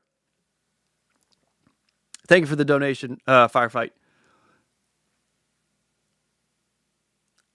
John Morosi tweeting, with Soto heading to the Mets, Santander and Teoscar Hernandez will be the focus of teams willing to spend big on an outfield bat. Again, I said it earlier that I would anticipate we get a Teoscar Hernandez to the Dodgers. The clock's ticking now. I said 12 to 16 hours. So that gives me until around 2:30 tomorrow afternoon for that to hit, for that to be right. That Teoscar Hernandez to the Dodgers is going to happen. Yankee fans got to be down big time. They have to be down bad with all of this. Oh, man. Because I'm sure there was a level of arrogance. We'll get him back. It'll be fine. I don't know, man. This is, I mean, again, for the Mets, let's pull up. We've got the Giants roster still sitting here from the live stream we did when Willy Adames signed. Let's take a look at it. I'm sure they've got it. There it is, man. How's that looking? Is that right? You guys, perfect. There it is. Lindor, Soto. Oh, they got some work to do. You guys know it. Mets fans, you know you got some work to do. That's great. But they got some work to do. Lindor and Soto, that's incredible. Vientos was awesome in October. But then, who? No. Oof. Somebody call Pete Alonso and do it quick. Somebody call Pete Alonso and get him in here. What's the payroll? Like that matters. But what does it? Do they have the payroll here?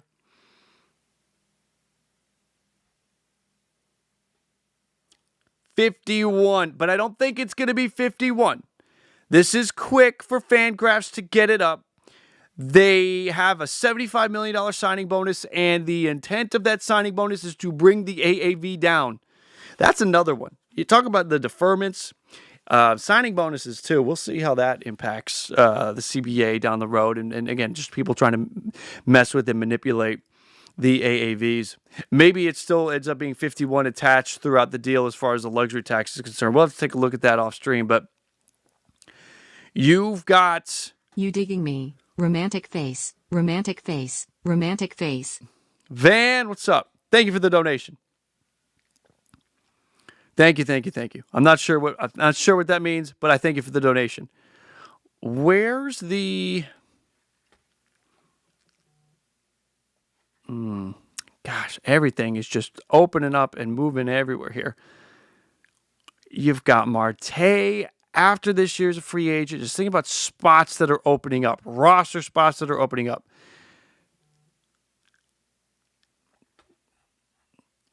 Who's it got to be? Who do the Mets have to go and get?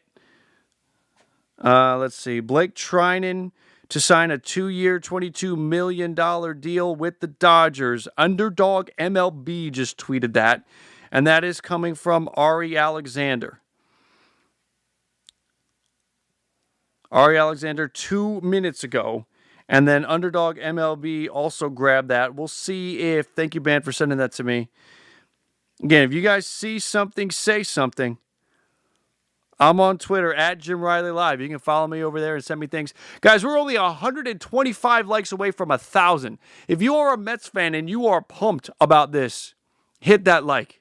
If you are a Yankees fan and you're pissed about this, hit that like. If you're a Toronto Blue Jays fan and damn it, you're pissed off, still, Jim, go ahead. I am so hit the happy, like. RN. What do Mets do next? It's Cola, another bat. I mean, we're looking at it right here. There needs to be another bat.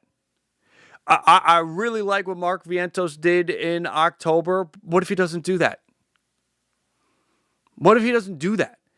I got to get another piece. Whether it's Pete Alonso or Christian Walker or Anthony Santander, I need another piece. That is crucial at this point. Brett Beatty, again, I kind of joked about this a minute ago, but do you really think in the pitch to Juan Soto they included Brett Beatty as the starting third baseman through the rest of Brett Beatty's arbitration years? I got to think we have a move here.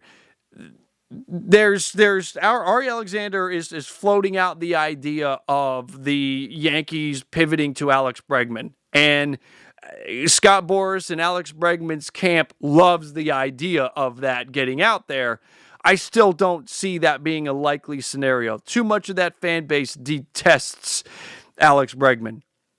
So I do think that could play a role in his market and his chance of going to the Yankees. But the Mets have shown that, and there is no direct connection to that 17 team. They almost signed Correa. Do the Mets spend on Bregman? Who's cheaper? Is Bregman or Alonso the cheaper option? His unformed number will be 765 with the Mets. He'll be the first triple digit uniform number. So you've got, I guess, to figure that Lindor out. Better than Soto. Judge? I say, thumbs down. John, thank you for the donation. No, it's not. I'm with you. Soto and Judge. Sorry, there may be a lot of Mets fans in here right now, but Soto and Judge is better than Soto and Lindor. It is. But Soto and Lindor still really fucking good. Okay, hold on. What do we got here? Abdel sending me the Trinan thing. Yes, again, we have from Ari Alexander the Blake Trinan with the Dodgers. One industry source expects the Blue Jays to pivot to Max Fried and Anthony Santander, and that is Shai Davidi. That is coming from a account. Where is Shai? Someone's got to get that from Shai. That has to. Does anybody have win a it? Chip within 3 to 5 years? I don't see it. That is the quote is supposed to be. This is supposed to be coming from Shai Davidi. That the Blue Jays pivot would be Max Fried and Anthony Santander. Okay. That's a great idea. But if you're Max Fried, I'm sorry, guys. I just maybe because I'm a Jays fan, I have a tough time wrapping my head around it.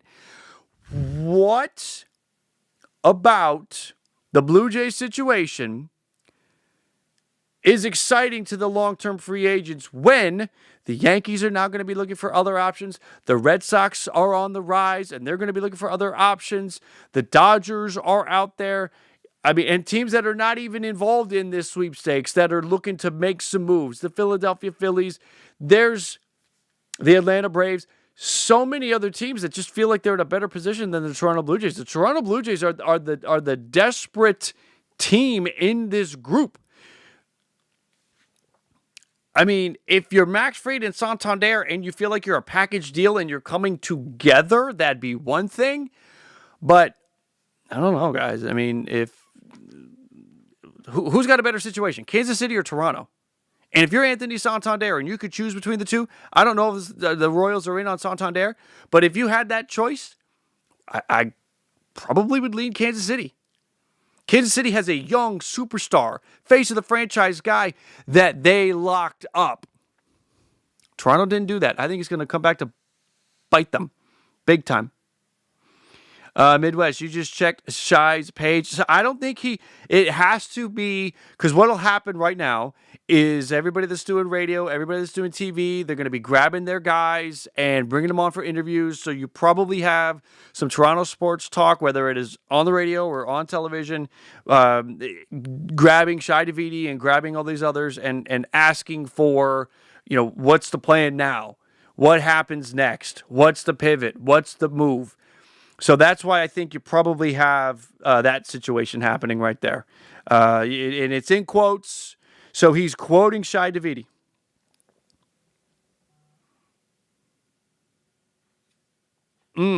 This is just the beginning of the winter meetings. This is the biggest we're going to get. But now the Mets need to do... Now the Mets, I almost feel like grabbing Soto almost assures another splash from the New York Mets. Because look at this lineup. This doesn't work. And there's no way you sold Juan Soto on the Mets with this lineup. It doesn't work.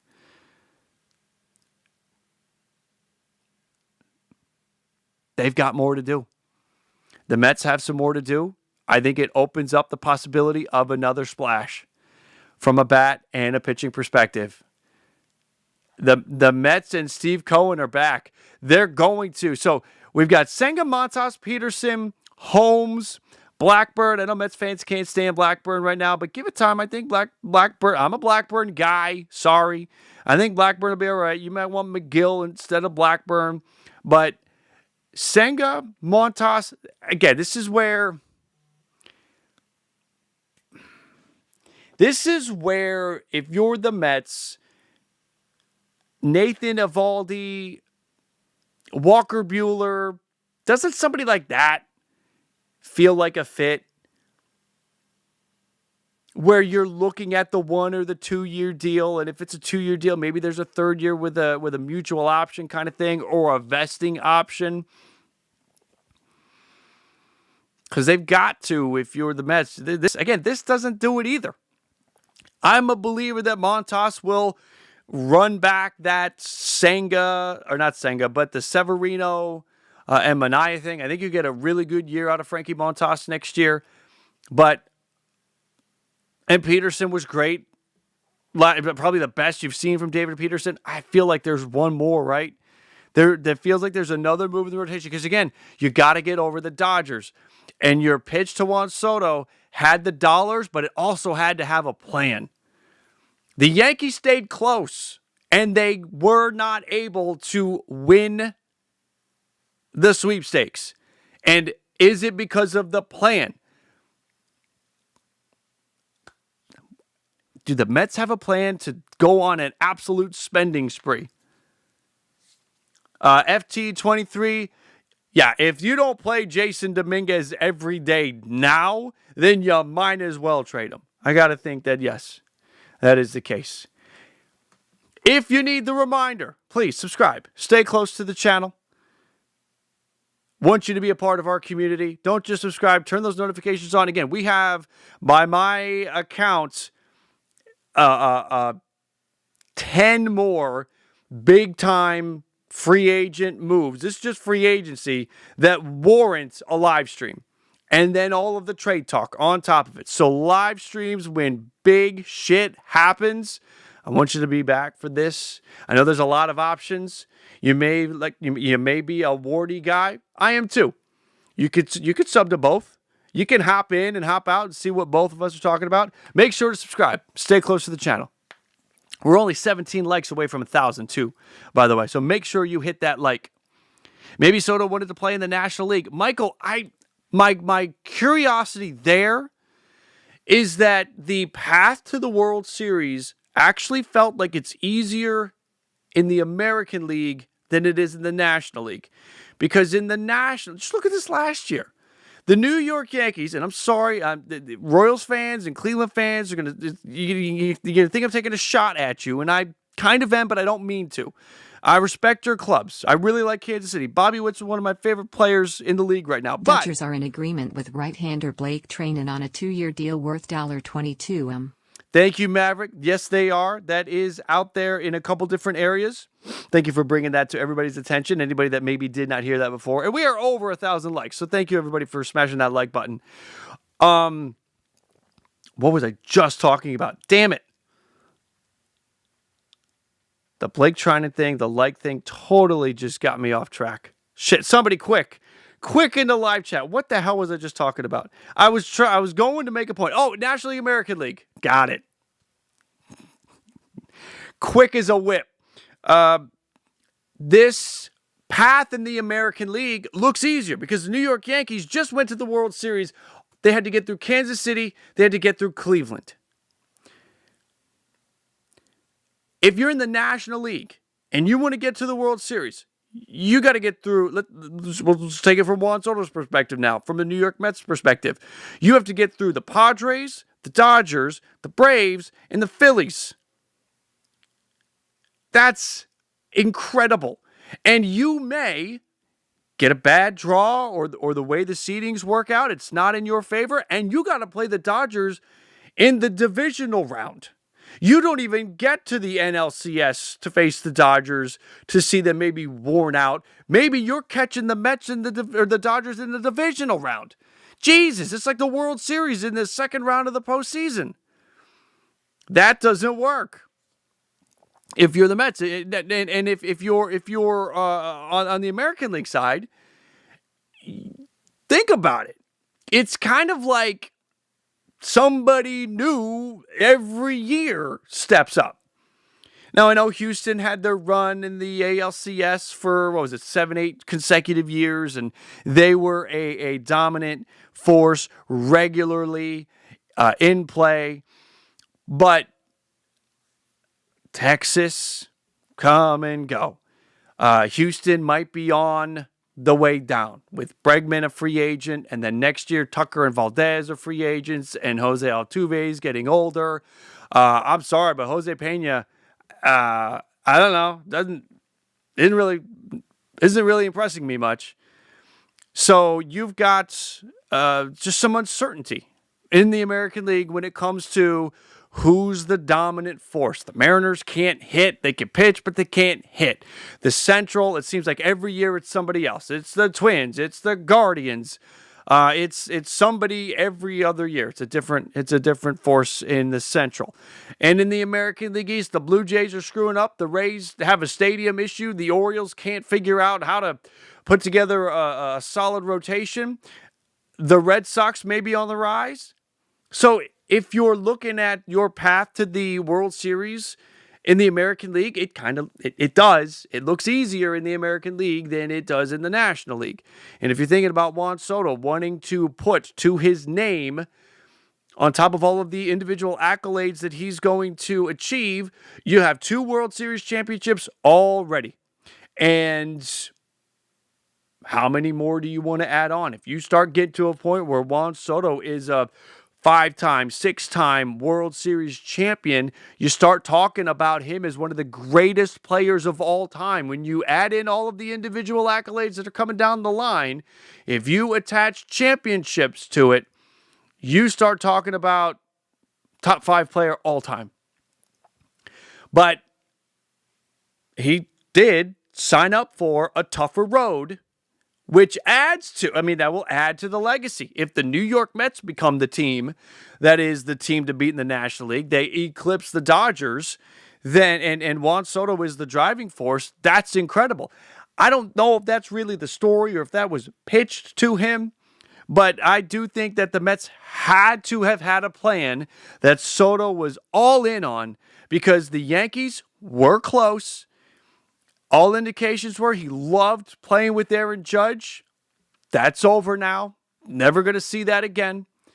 And he's going to go play with Francisco Lindor. Lindor's awesome. Vientos was great in October. I think Luis Angel Acuna is going to be great. You need another bat. There needs to be another bat. A big time impact bat in this lineup.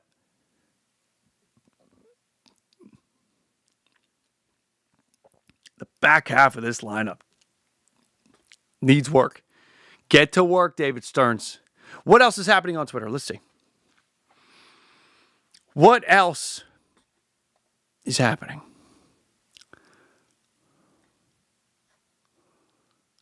Hey, we can all go to bed now. The Rizzler has approved the Juan Soto deal. We can go to bed now, everybody.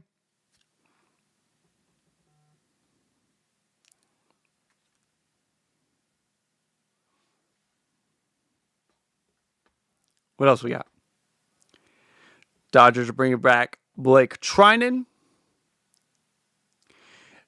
Michael Moreno, the New York Mets are now unquestionably the big ballers of New York. No deferral, 765 over 15. If Cohen really wants someone like he showed today, he will get them. Unprecedented and incredible.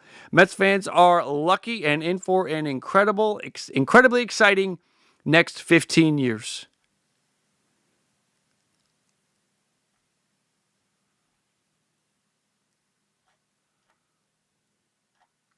BALLCAP and Nate were digging in me last night. Tired face, tired face, tired face.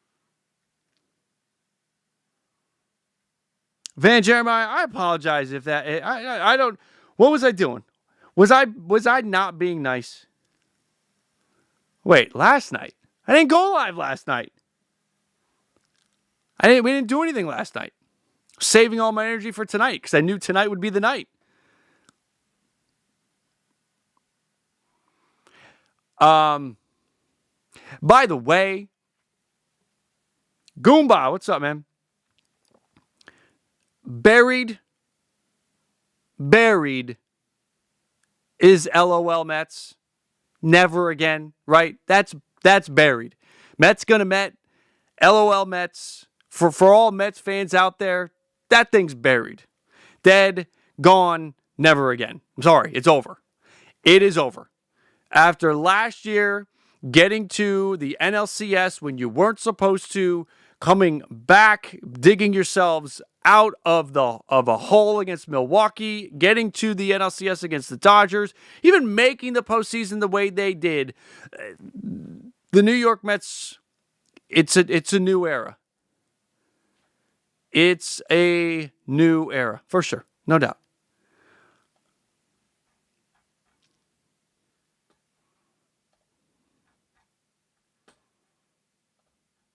So the Dodgers have two deals tonight. Trinan, really cut for the Trinan deal and the Michael Conforto deal.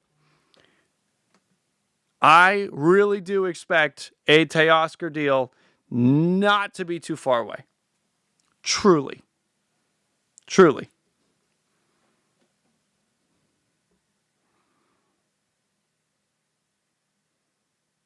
That's what you want. You want an owner that is going to spend. Now, has anybody heard? I don't think we've gotten this yet. We know what the Yankees offer was.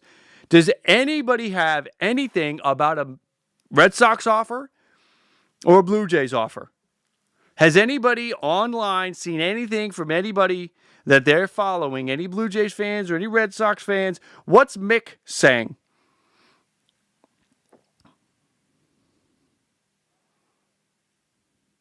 Does this mean Mets are out on Alonso?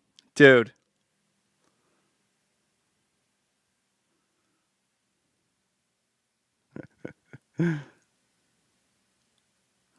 Yeah, I'm glad he acknowledged it. Mick at least acknowledged it on his Twitter account. He retweeted the Heyman thing. That's not good. No, it's not. That's the hard part. He says he stands by his reporting. The problem is, whoever he knew, if he knew somebody at all, it was, and we talked about this in the beginning, if we want to give him some credit and a break, the person that he knew was not close enough to the finish line. By far, not close enough to the finish line. If you're going to come out there and say deals are done, you better make sure you have a source that is close to the finish line.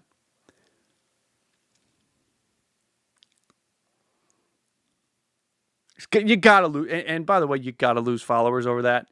Like, I see people who it just still says follow him. Like, you need to that is damnable. You should be unfollowed, because the whole game was to gain followers and get people listening to the podcast. You need to, those people need to unsubscribe. Like, don't forget that. The guy's a waste of time. Unsubscribe. It literally. That was the biggest waste of time. Anybody hear anything about King, Red Sox? So Sean McAdam, King, if you're here, man, there you are. $700 million from Boston, I believe I saw. Find it. Thank you for tagging me. Thank you for sending it to me. Sean McAdam, a reporter from Mass Live, and again, thank you to King Snow, a OG here on the channel. The Red Sox best and last was around 700 for 15. So they were there. They were at 700, but 765, that's a big enough gap. Thank you for sending that to me, King. Tommy, I'm with you, but there were a lot of Sox fans that gave it a lot of air. More than it deserved.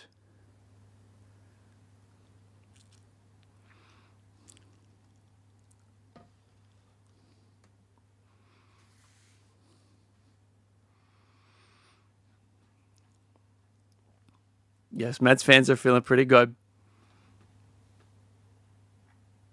So this is now going to just kind of be for a little bit longer now. This is just going to be a Juan Soto to the Mets appreciation. Let's keep going. I'm not going to turn this thing off. We're going to keep going a little while longer here. Sox fan for life, Corbin Burns to San Francisco. I don't think so. This really, like, if you're Boston, pivoting to somebody like Corbin Burns, Max Fried, if you can get him, keep him from going to the West Coast. I think you got to do it. Of all of the teams that were in on Soto that will have pivot moves moving forward, I don't think. Let me rephrase that. I think the Red Sox, the Yankees, will be aggressive. Thanks for all the work and info, Jim. Appreciatedly, the no BS into day in and day out LGM, baby. Goombot, thank you, man. Thank you for the donation. It has been fun. It's fun. This is a lot of fun. Thank you. Thank you for the donation. You've been very generous as well here, so I appreciate it, man. Victor says is overpaid for Soto. Look, that is going to be. Look, okay. Let me put it this way. If you are a Yankee fan, a Red Sox fan, or a Blue Jays fan, you are not allowed to say that the Mets overpaid for Soto, because you were right there with them. Now, there will be other fan bases that want to run that play, and you are well within your right. Time will tell. Time will tell. A owner like Steve Cohen, a team like the New York Mets, the $51 million or whatever it ends up being after signing bonuses and all of that. The Astros should just trade Kyle Tucker tonight. Just trade him, Kyle. Can we trade him to Toronto? That'd be great. I would appreciate that. Danny, thank you for the donation. You've got a situation there. It's almost like there's an exchange currency, right? Like Canada to Toronto, Canada to the United States, the dollar, the Canadian dollar, and the U.S. dollar, they have different values. The New York Mets dollar and the Seattle Mariners dollar, it's different. So it's not the same when you Does this look mean at it Mets that are way. out on Alonso? Brandon, here's the thing. I have said on stream now that I would be suspicious of the Mets going out and getting Pete at this point. However, I said that before I looked at this. And then I completely changed my tune because the New York Mets lineup needs some work. Lindor and Soto, awesome. Vientos, let's hope he keeps doing what he did in October. Nimmo is good. Marte's getting old. If I remember, Marte's batting run value was negative last year. Jeff McNeil, they would love to get rid of that contract. Taylor, it's more defensive, right? I mean, he's a decent stick, but when you compare it to what you're going to have to get past in the National League in October, it doesn't hold the weight. So they've got work to do. And it feels like you need to go and get Bregman, Walker, or Alonso. So Soto's going to be in right. Taylor's in center. Taylor/Siri. And Nimmo's in left. So the corner outfield spots are set. Nothing's going to change there. The center field spot is where things can move around. I wonder if the New York Mets trade for Luis Robert. There is word that the White Sox want to trade Luis Robert and get him out. Luis Robert's $20 million for this year, and then there are club options. Now they just traded for Siri. So, but Siri's going to be defensive. He's going to be your defensive replacement. If he's playing a lot every day, it's going to be because somebody's hurt. So Siri's not anything that would prevent the Mets from doing something big. But I wonder if there's an opportunity for them to trade for Luis Robert if they don't want to have to go out. Because Luis Robert, there would be an early exit. Let's say he's terrible. Okay, 1 year, don't pick up the options, take the off-ramp, get off the Luis Robert highway. If he's great, then you get 2 more years. It's still not a 6 or 7 year commitment like it would be for Bregman or Alonso. Now, I think Walker's commitment's probably going to be a year or 2 less, maybe 4 years, 5 if it becomes a bidding war. So maybe Walker's a little bit more appealing. Just if you're thinking about long-term dollar commitments to other players not named Juan Soto. And if you're thinking about how David Stearns operates.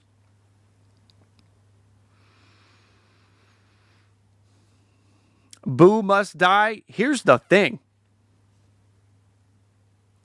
Vladimir Guerrero Jr., I think, is 95% going to be a free agent next year. You can see it, right? Do I even need to say it? Do I need to say it? Vientos at third. Vladdy at first in 2026. Vladdy and Soto.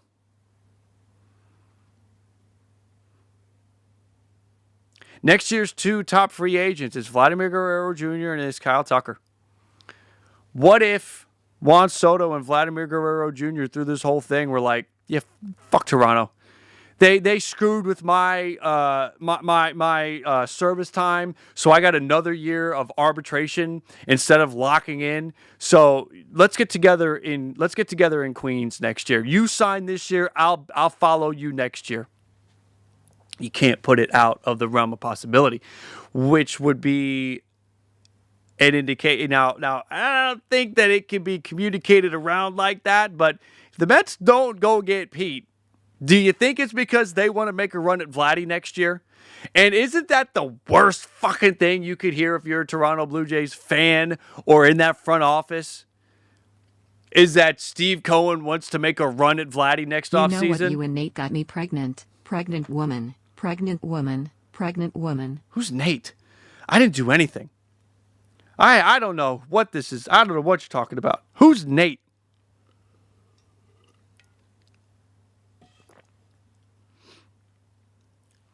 Laptop. Vientos could play first base next year. You give Brett Beatty one more chance. Or maybe not Beatty. Maybe it's Mauricio. Because you get Ronnie Mauricio coming back. Remember him? I still think Ronnie Mauricio can be a monster. Maybe Mauricio plays third. Maybe Mauricio has to eventually shift to the outfield. But what I think the Mets do need to do is, it just feels like another bat needs to come over. It feels like another bat.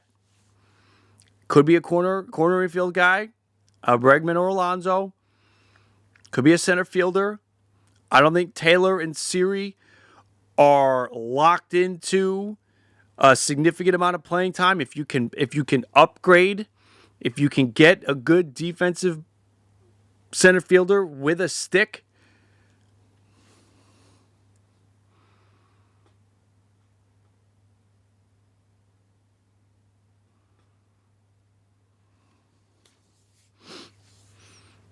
DH is open. Well, not really, not anymore. Signing Juan Soto moves Starling Marte to DH. Marte's got one more year, but he's your DH. Sorry, Jim, but if Stearns him calling Jays to see what it costs to get Vladdy to Queens this year. Otherwise, I think we get Pete sometime this week and resign Winker. Oh my God, King. I could you... I can't put it past. I could see it. If you're the Toronto Blue Jays, holy shit. Could you imagine? Oh, God, Toronto would riot. They would riot to lose out on the Soto sweepstakes and then trade Vladimir Guerrero Jr. But here's the problem, though. I mean, Toronto, now the writing's on the wall. Vladimir Guerrero Jr. knows he's not going to get $765 million. But go ahead, everybody, in the chat with me right now. What's Vladdy's ceiling next year? Is it 300, 400, or 500? If he, in 2025, is better than he was in 2024, and anybody that needs a reminder on Vladdy last year,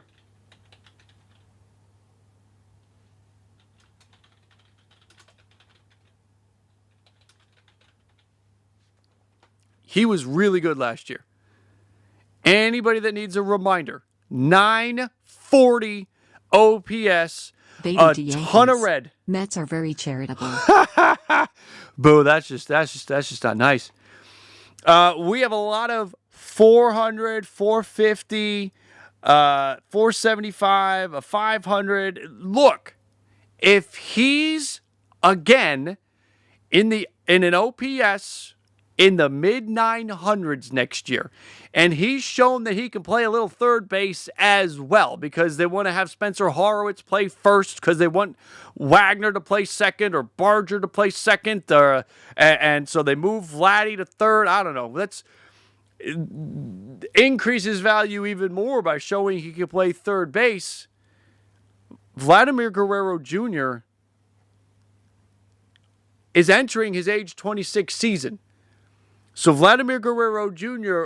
will be signing with somebody to start or to play in his age 27 season. That's the beginning of the prime years. That's a 13 to 14 year contract. That is probably 35 to 40 million AAV. So that's your 400 to 500. There's a lot of 500s. Grayson, it's higher than 350. He's a $500 million man on the open market.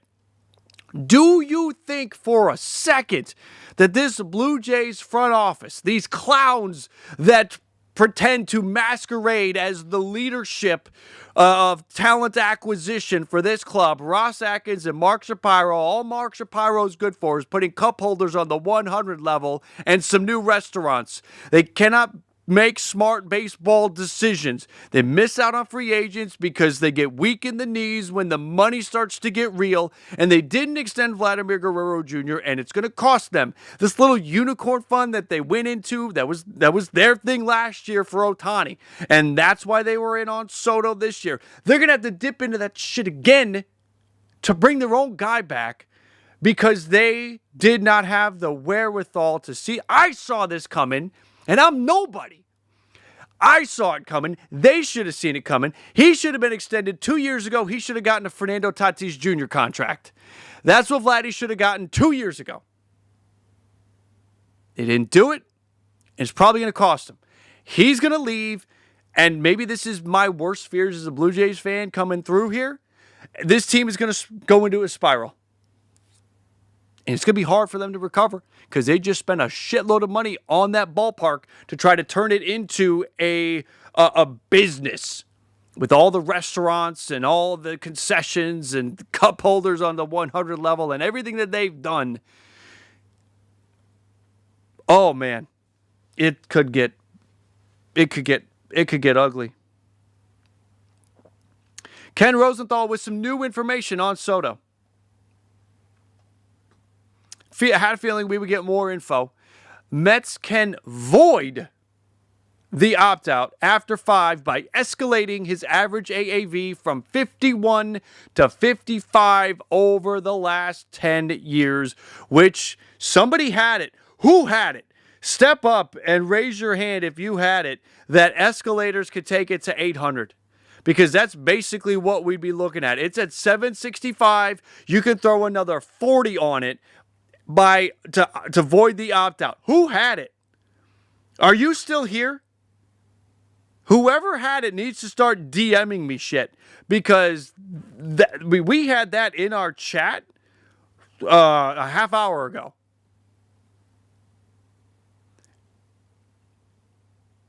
Now, that will happen. Like that will occur, and at that point, it will take the deal to $800 million. What was it? Was it Ryan? Ryan, was that you? KD, it was not you. I know it wasn't you. I appreciate you trying to take credit for it, though. Big Dave says it's an overpay. Again, if you are a fan of any of the other teams, the teams that were not in on the Soto sweepstakes, you have all the ground that you want to stand on to claim that. I'm not going to fight you on that. Time will tell on that. But if you are a Yankees, a Blue Jays, or Red Sox, and even a Dodger fan, you really can't say it. But if you are a fan of any other team, you have the right. Katie, I say it now. I say it now.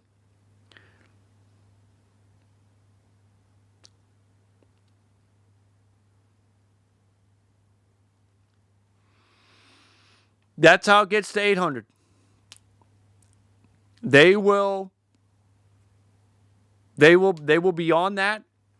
That will add the $4 million for the final 10 to add another $40 million on it to take it to 805. Wow. Ticket prices will be affected for sure. Steve Cohen, remember,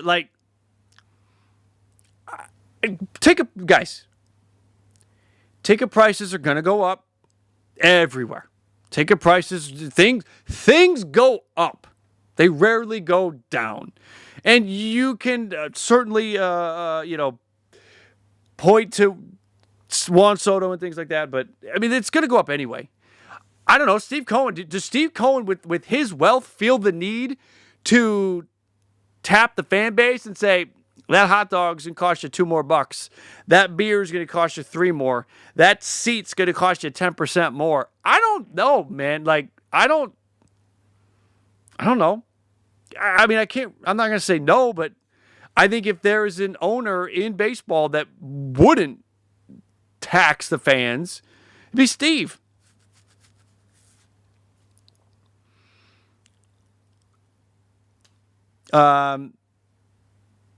Heathen Hawk, Yeah, all of these contracts.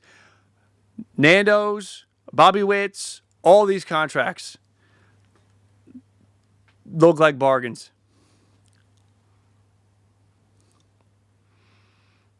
World Traveler shouting me out on Twitter.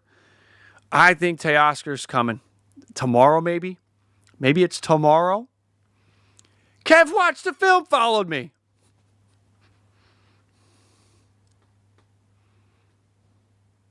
I just like that.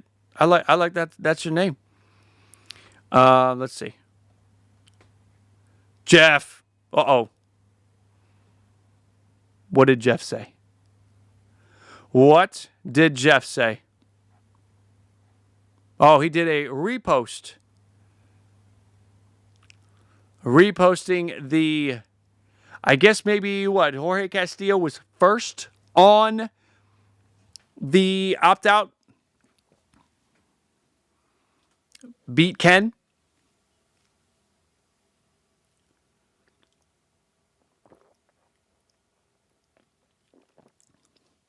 I cracked this and then I didn't even drink it. What am I doing? Could Toronto pivot to a Luis Robert Jr. trade? Include Hernandez Martinez in the package. Yes, let's do that. KD, I like where you're thinking. I like where your head's at. Yes, let's do that. Yeah, what if Elvis Martinez sucks now? We kind of all were like, all our eggs were like in the Ricky Tiedemann and the Elvis Martinez basket, and those baskets have completely crumbled in our hands.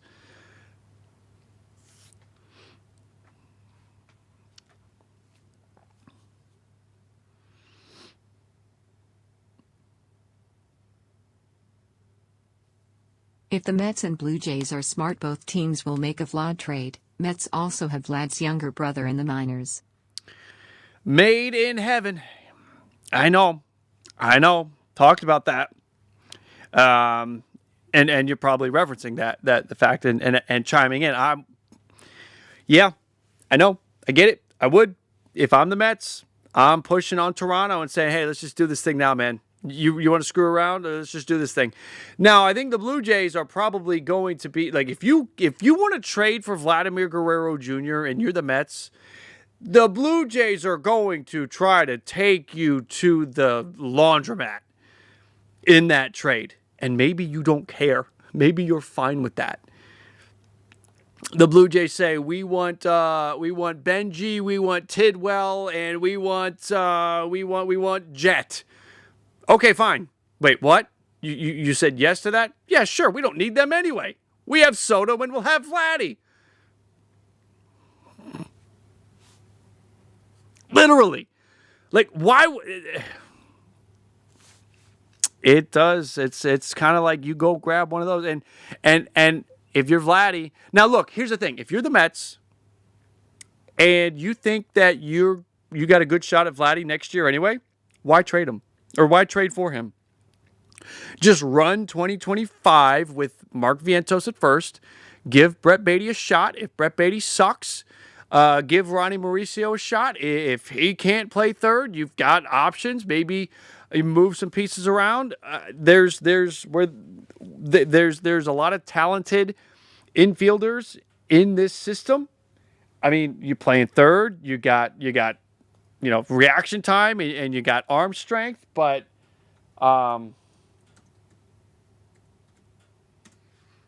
is there a way to,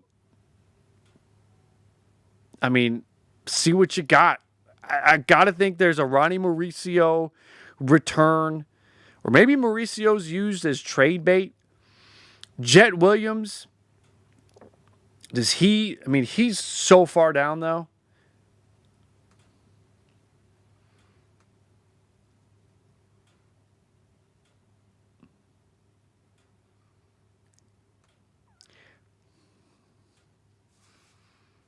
Well, you signed Juan Soto. You do not want to waste years. So I think there's a opportunity in the free agent market to make a splash. Or again, maybe you feel like you have a really good chance at Vladdy. mean, you got Gio Urshela on the market. Gio will probably take a 1-year deal. You got Paul Goldschmidt on the market. You don't think Paul Goldschmidt would take a 1-year deal to go try to win a World Series with the Mets? Anthony Rizzo's on the market. Now, he's another lefty, but because you got Nimmo, you got Soto, you see how many lefties you want to stack up here? But when you think about first baseman that you could grab on a 1-year deal, there is Paul Goldschmidt, Anthony Rizzo, Josh Bell, Carlos Santana. Santana, you may have to give a multi-year deal. Like if you sign you may have to sign Santana for 2 years. But even if you did that, that wouldn't stop you from signing Guerrero to a 13-year contract next offseason if you had Santana another year with Santana on the books. So if you had to sign Carlos Santana to a 2-year deal, fine. Josh Bell would take a 1-year deal. Rowdy Tellez would take a 1-year deal. Goldie would take a 1-year deal. All these guys, Rizzo, would all take 1-year deals. Bregman's going to want the $200 million for 6 or 7 years. Gio Urshela would probably take a 1-year deal. I think that's maybe where the Mets play. Or they just bring Pete back. But if you bring Pete back, are you out on Vladdy next year? Or you get that Starling Marte money off the books and the DH spot opens up? Vladdy, Pete, whoever's worse defensively takes on that DH role, and you have Soto, Pete, and Vladdy. Jesus. Casas and Mayer right now for Vlad, that would be too much, Tommy. That would be too much. That would actually be too much for Vladimir Guerrero Jr. Red Sox would not do that. Tristan Casas, his arbitration, he's not even in arbitration 1 yet. He's got another year of pre-arbitration. It's incredible. It's like this guy's not aging or something. I feel like Tristan Casas has been around for, maybe I'm thinking, Tristan Casas is a much better ball player than Bobby Dahlbeck, but I think that's why I think Tristan Casas has been around for a while. I may be blending one of the final Dahlbeck years with Casas. I think that's what's happening. But Casas hasn't even entered arbitration 1 yet. I think Casas is used for pitching. When this Soto news was breaking, I was about to, with H-Town Wheelhouse, show him a trade proposal because I think there is a Tristan Casas for Framber Valdez deal that can be done just like that. Mets fans, I know you're excited. You should be excited. This is a big night. This is a big night for you. You got the guy that you've wanted for years. This has been years in the making. When he was still a Nat, it was being talked about.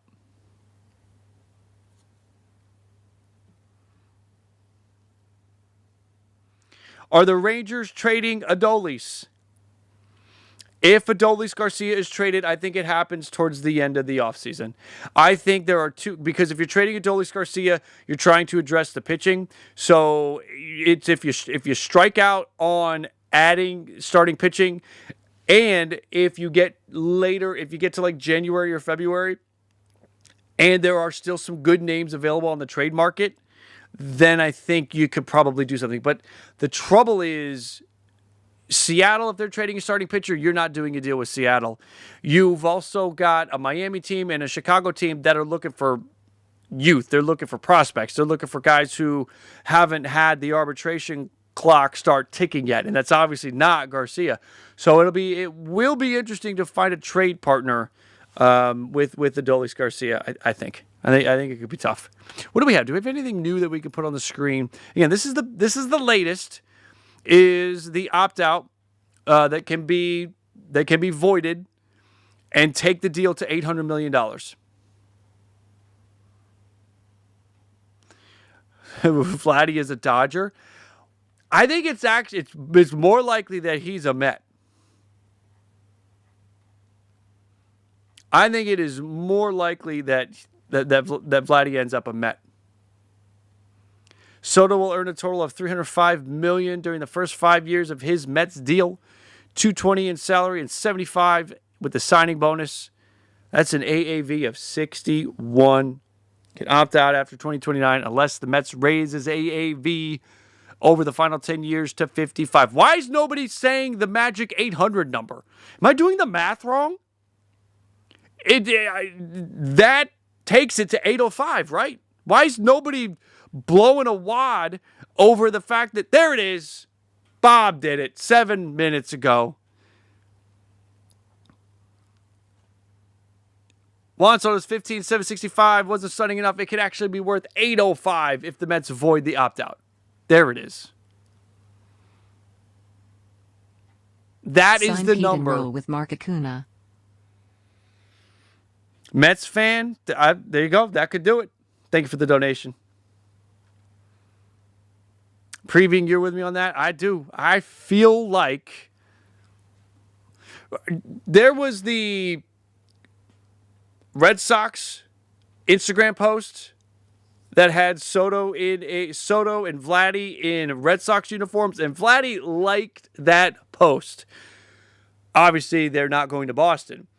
But what that tells me is that Vladdy likes the idea of playing with Juan Soto. They could make that happen next year. They could make that happen next year. Previewing, it's coming. I will start it. I will kick it off right now to the 1,500 people here right now. I am kicking it off. Vladimir Guerrero Jr. to the Mets next December. Why would he sign an extension with the Toronto Blue Jays? The Toronto Blue Jays are not going to offer him a $500 million extension. I don't see it. Mark Shapiro has run his mouth to the point where I don't believe they see him. They don't believe in him as a superstar generational player. Okay, fine. I'll go somewhere else. So I don't see an extension coming anymore. I think that is dead and gone. And if you start thinking about, well, who's going to be in on Vladimir Guerrero Jr. next year? It's kind of this. Again, Vladdy's the big fish next offseason. So you got to see where Christian Walker signs. You got to see where Pete Alonso signed. Those are the two big first basemen that when they sign, they get locked up. Freddie's still got years in L.A. Does San Francisco make a push? I don't think he'd go to San Fran. If the Mets want him and he could play with Juan Soto, I think that's where Vladdy goes. I'm kicking it off. So when everybody else starts talking about it down the road, you heard it here first. Just remember that. You heard it here first. And I'm not happy about it. For those that don't know, I'm a Blue Jays fan. I'm not happy about it. David, Vladdy to DC. Look, if the Nats were in any kind of position to spend crazy money, I think they would have at least been mentioned for Soto. They were not even mentioned. Back when we were still talking about like $600 million for Soto. And even before that, we weren't even talking about the Nats. So if they weren't in then, they're not going to be in on Vladdy. Again, Steve Cohen being around alone will be enough to push Vladdy to the $500 million mark. I think the Yankees will be in on Vladdy. Look, run it back. This year's group will be in on Vladimir Guerrero Jr. next year. You'll hear Dodgers, you'll hear Yankees, Mets, Red Sox. They'll all be in. You can probably throw in Philly. You can probably throw in San Francisco. You may have more teams in that need a first baseman or sort of see sort of the landscape and how things are going and how that team is progressing. Bryce Harper, another year older. Maybe Philly wants to get in. They'd missed out on Soto. They want to get in on Vladdy. Vladdy's a little bit cheaper. I think the Vladdy teams will be all of these, all 5 of these, plus Philly, plus San Francisco. I don't think Houston, again, who can play at the $500 million level? I don't think Houston, if it stays in the 3s, maybe. They just don't do those kind of things. Ian, that's a good point. It is always the same teams. That's a fair point. I'm not saying anything unique there.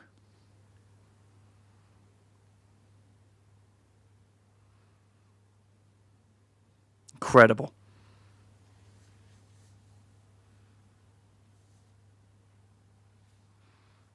Absolutely incredible.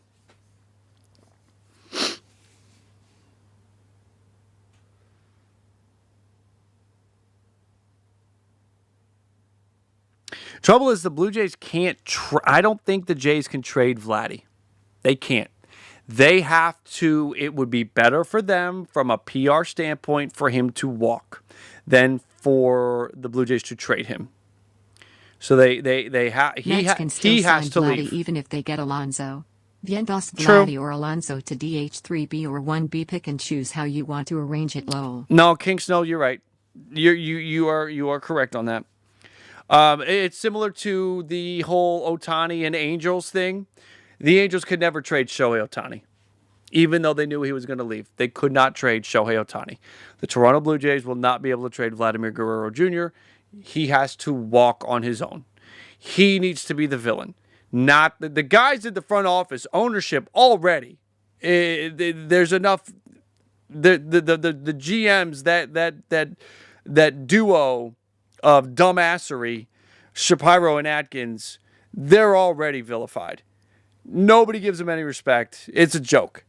But ownership, all that, I don't think that anybody can be attached to trading Vladimir Guerrero Jr. So he will probably Muncy walk. Has one more year. If Vlad can play third till Freddie is gone in a True. $500 contract, it's Dodgers. See, and that's a good point. That's why if you're the Toronto Blue Jays, you need to keep Vladdy at first base. It's like, you know what? Hey, I know you want to, man, but we need you at first base. We need you. I need you to stay at first base because I cannot raise your value any higher. I know. Thank you for the donation, and you're right. All I know is now that Soto is signed, expect the hot stove to be on fire. Yeah, the winter meetings now. I expect big things tomorrow. I'm struggling because this is now 2 hours and 42 minutes in. And I know that if I upload a Soto to the Mets, 10-minute reaction, that'll reach a different audience. Uploads versus live viewers and long form content versus shorter content, all that. But I will kill a notification if I do that. And I think tomorrow is going to be really busy. And I've already got that Casas trade video that I've got teed up. So I got to figure out what I want to do here because I do think it's going to be very busy. I think that the winter meetings now will be very active this week. We could see a lot of the big names come off the board. Teams are going to be pivoting and trying to move quick to reach and beat other teams. No doubt about it. I think that is very accurate.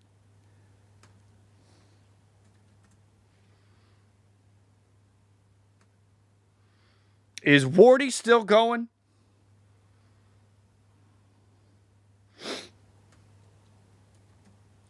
I'm going to have fun because I'm going to have to go back to the moment. You know what? Let's do it now. He is still going. Okay. My buddy, Wardy and I like to talk about this. I found Wardy when Wardy had like 200 subscribers.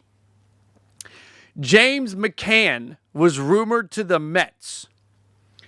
I got an eye for talent. Let me see here. I want to go back to the moment Wardy found out. Let's see. D-Row. Is this worth anything? Juan Soto bet on himself several times. The Washington Hold Nationals, on. if you want to go back a few years, put hundreds of $1 million on the table. No thanks. He goes to San Diego. Then he goes to the Yankees. The Yankees wanted to extend him. No thanks. And look where he sits today. A guy who bet on himself in one of the best platform seasons you will ever see. You talk about a clutch player. That was a clutch year by a clutch player. Man, if he hits like Aaron Judge in October, is he agreeing to a $765 million contract? As you see, he turned down 15 years, 404. Okay. I want to see. Let's go here. I'm going to leave that up in the background. Let's check Wardy. The moment he found out. I want to know. Where is it? Again, thank you all for being in here. Community here is strong, and I truly do appreciate Soto you guys will earn being a here. total of $305 million throughout the first 5 years of his Mets deal, $220 million in salary, and $75 million in signing bonus. I gotta find it. It's going to be one more moment, and thank you so much for your patience, folks. I greatly appreciate that. Hold on. Mind you, Juan Soto's value I can tell. players look bad because of just how much he's in a different stratosphere than Juan Soto. Heyman, let me double check John Heyman right now, everybody. Thank you so much. Landed Juan Soto, folks, on a record-breaking Wait, is he 700 and Is he rightfully argue blurry? this is up there. The ramifications that this move has on the Mets. This dude's If great. you know, all Boston Red Sox fans are gonna hate you for the rest of our. Hey, Steve, it's true. Thank you so much for the donation. We still have no rotation of bullpen. 1,200. Shut up. Thank you for the donation. North of 800 million, close over 800 million. She should be. Where is it? Hold on. Oh my god. Oh my god. Okay, hold on. Where's the Holy moment? shit. Holy guacamole. There it Give is. me 1 second, everybody. Oh my. Oh, you're Former gonna lose teammate your this weekend, ears. I quote, we're not getting him. I love it. Did he have Mark on the moment it happened? Pressure, to be a division power. Did he have again Mark after on? string of poor seasons, the Red Sox The moment it happened? all in, making a $700 million plus offer. But it appears Soto decided this weekend that'll be the Yankees or Mets. Holy fuck! John Heyman just broke it. Holy shit! 765, 15 years. Holy shit! It happened. It happened. It happened. Please be right. Please be right. Please be right. Please be right. Please be right. I love this. The joy. Oh my God. Oh my God. I love the joy. Mark, we're gonna pass out, Mark. Mark, we're gonna fucking pass out. Oh my god. Wardy, I'm out. I love you. Oh my god. Oh my god. Let's go. Oh my god. I love the joy. Holy shit. Holy shit. Holy shit. Holy shit. Oh my god. Guys, I gotta try to cool it. I gotta try to calm down a little bit right now. I gotta try to calm down a little bit Yes, you right now. do. It's guys. Yes, you do. It has happened. If you know, you It know. has happened. Oh my god. Yes. Yes. I'm gonna cry. Yes. Pain. Pain. Pain. Okay. Everybody's ears okay? Everybody's ears. Okay. I remember when he got Javi. I remember when he got Lindor. It's great. Okay. What did Mark do? Wait, what was Jolly was live, right? I'm interested in Mets Nation. What was the reaction? Ward is just so genuine. Just the happiness and the joy. Unbelievable stain on his perfect resume. No deferred money is crazy. Ryan McMahon got 24, 40. You guys all planned this. Why don't I have a Passan, Nody? Where's Jeff Passan? Did the app break? No way! Really? Whoa! 765? It wasn't 800. What? Wardy's reaction was better. Whoa! Wardy's better. Whoa! I like that he's speechless, though. He's speechless. Fuck. That is. I can turn the volume back up for Jolly. We had to turn it down. I can't make words. Is he gonna cry? It almost looks like. I mean, this really is, Where guys. are the contract details? This is like a bring to tears moment for a fan base.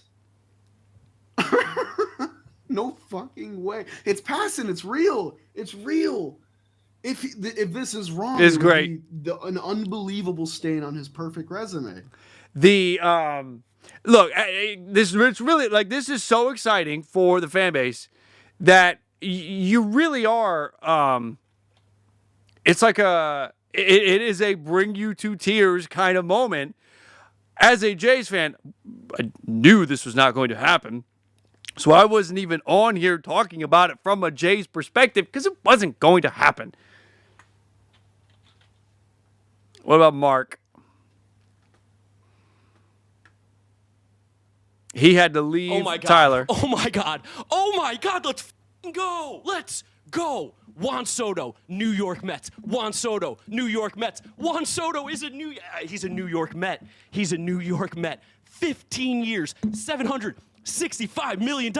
He left those bum-ass Yankees. He said, Yankees, hide the money, y'all. There's poor people around. Steve Cohen said, oh, Yankees, you think you're going to sign Juan Soto? He's a New York Met. Jeff Passan has tweeted it. It's over. It's over. He's a New York Met. Whew. Juan Soto is a New York Met. And I my words are going to be weird. I don't know what I'm going to say. I don't know what's going to happen. This is going to be I need to sit. This is going to be chaos. I don't think I'm going to edit anything. I think it might just be 8 straight minutes of conscious thoughts. There you go. Unconscious. Dude, this is game changing. This doesn't happen. This has not happened to the New York Mets. Mets fans, this doesn't happen to us. Well, wait a minute. Lindor. But I know what he means. It's been 28 years of my life of being second to the New York Yankees. We've never been them. We were in the World Series against them. We didn't win. We have never beaten the Yankees in basically anything. And right now, Juan Soto is a New York Met. No, it's cool. I was talking about it a few minutes ago. A few minutes ago. What's a few minutes? Probably like a half hour ago now. LOL Mets. Mets gonna Met. It's dead. You can't use it anymore. It's over. It's dead. Yankee fans, Philly fans, Braves fans, you may say, nah, Jim, you don't know. It just feels like it's over. It's like like when Boston finally broke the curse and beat the Yankees and swept the Cardinals. That was over. It feels like that whole LOL Mets gonna Met thing. It feels like it's over. And there's been a lot. Those that know, there has been a lot of head-scratching, embarrassing moments that this Mets franchise has gone through. And that so the whole LOL thing and Met thing, I mean, it was kind of warranted for a while. But it's over. Like, that's Mets fans had to just eat it and be like, yeah, I know. That was dumb. Yep, that sucks. Yep, that was bad. But it's over. It ended. It feels like it ended. You remember the Team of Destiny thing? I haven't said that once in this stream. 2 hours and 53 minutes. I have not dug back up my whole Mets Team of Destiny thing from when did we start that? We started that in September, towards the end of September. And it just was, it felt like it was changing. something in the air was different. And you go and you beat the Yankees in a sweepstakes for Juan Soto when the Yankees were close. The Yankee dollars were right there. But he went and chose the Mets. He chose the Mets over the Yankees. I wish I could have been a fly on the wall and seen or heard the pitch, because I gotta think there's some ideas on future moves and who they're targeting. That's why we've gotten the whole Vladdy Guerrero Jr. talk going, because if you're pitching Juan Soto to come to Queens, to leave the Bronx, where you just went to the World Series and you love playing with Aaron Judge, you get to play with Lindor.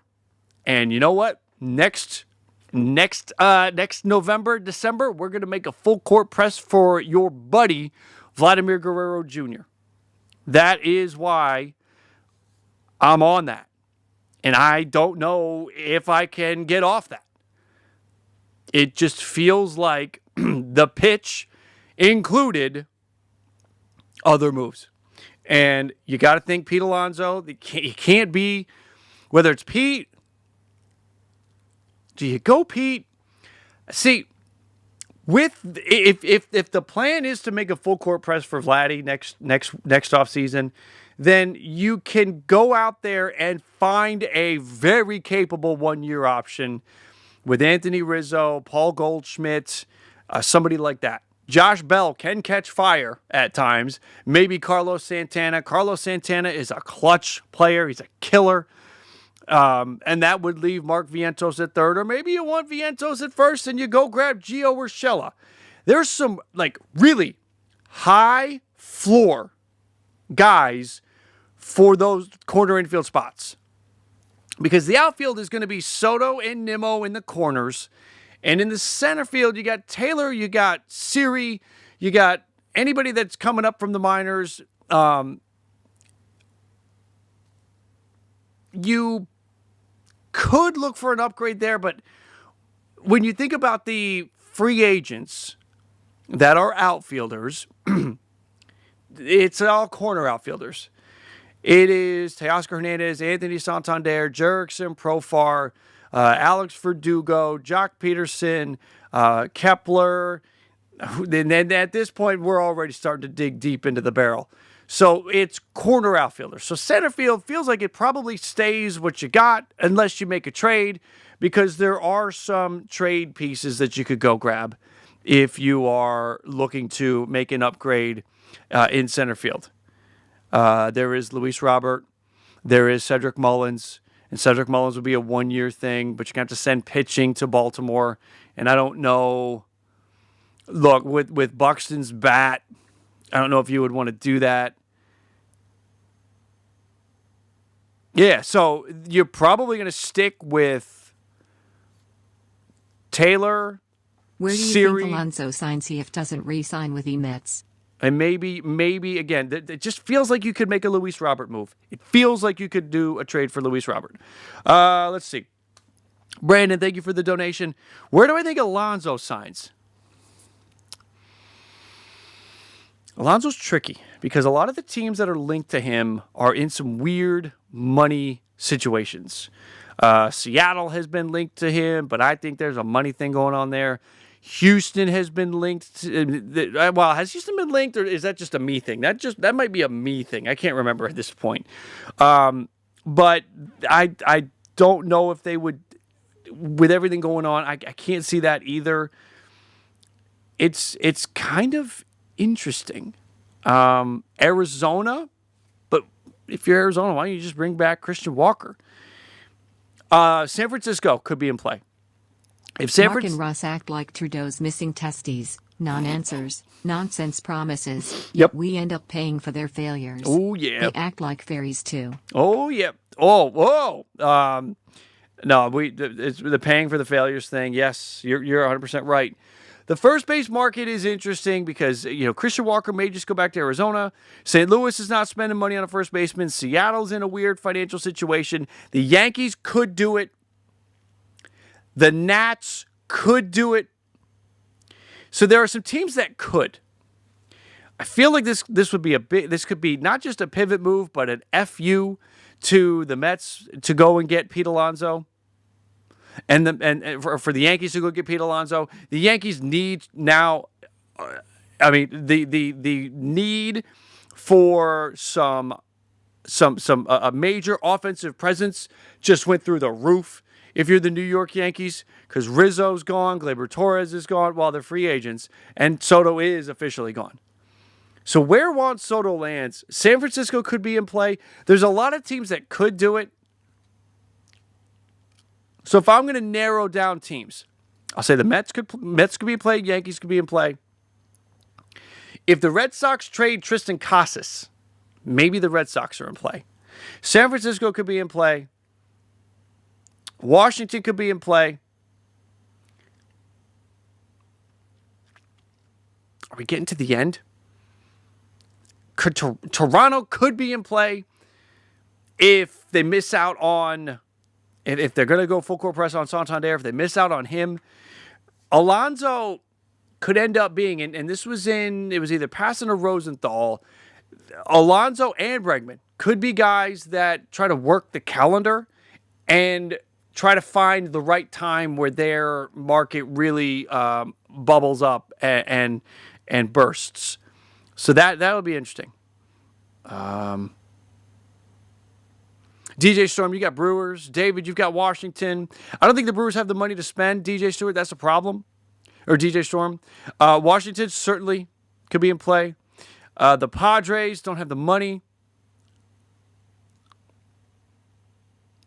Or the Padres are in a interesting money situation. Teams that are in interesting money situations, and that runs the gamut. That is payroll, that is historical spending, that is TV money, that is my owner passed away and now we're in flux. Interesting financial situation teams. I don't see Alonso going to any of those teams. Charger the comic, thank you for the donation. Again, that was Mark Ross. Yeah, look. Jays fans, I'm with you. It's like enough. Stop effing around with Ohtani and Juan Soto. Word was, and this is coming from a guy who knows some players whose agents were in touch, and the word was they're all in on Soto. Cool. I damn well hope you're not going to get caught with your pants down on the pivot, because while you're focused on Soto, there are other teams that were probably prioritizing Santander at the top, and for them, now you're gonna try to enter the room. Is it too late for you?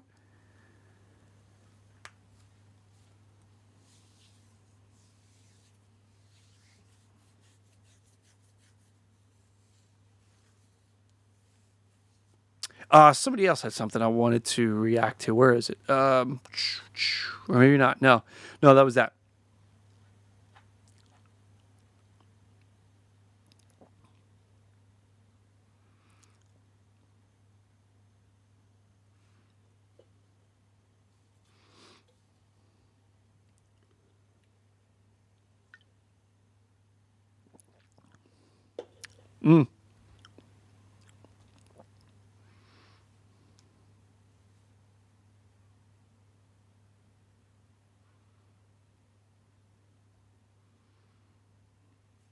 Everything on Twitter seems to be quiet right now. Derek, Tucker's getting $500 million now. Sox or Yanks bidding. Very fair. We're talking about Vladdy being a $500 million guy. I think there's two. Maybe Vladdy doesn't get to 5, but he's going to push it, especially if this guy wants him. That's what pushes Vladdy to 500. What pushes is Cohen wants him. Soto wants him. Let's go get him. Tucker will just have a very large market. 10 teams could be in on Kyle Tucker, which is what's going to push him up. Yes, I am with you. Kyle Tucker, Jesus, if Kyle Tucker goes out there and has the kind of year, again, we'll look at it. This is Vladdy.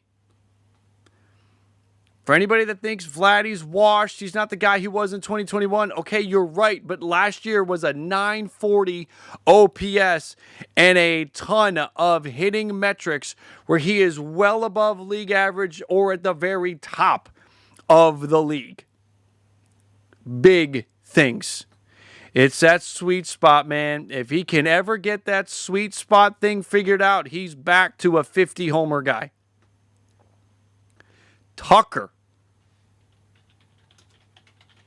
You got to have a healthy year, and you got to have the big numbers. Last year, only 339 plate appearances, missed a ton of time, but still, guys, look at this. Oh, my God.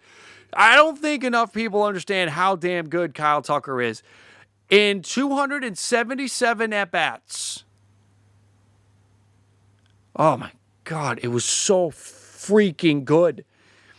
In 277 at-bats, he hit 23 home runs, put up a 408 on base with a 993 OPS, and oh, by the way, he runs too.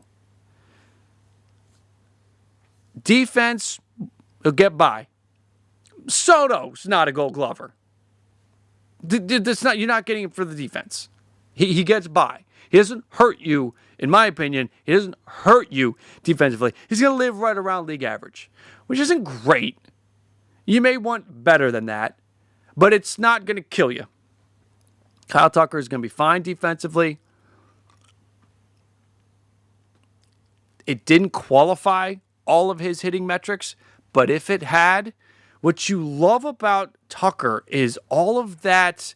Again, well above league average on metrics when it comes to hard hit and barrel rate and sweet spot and squaring it up. But on top of it, it's the plate discipline, the plate approach metrics. And that's the chase rate, whiff rate, K rate, and walk rate. And it's great. We'll go to 2023 when it all did count.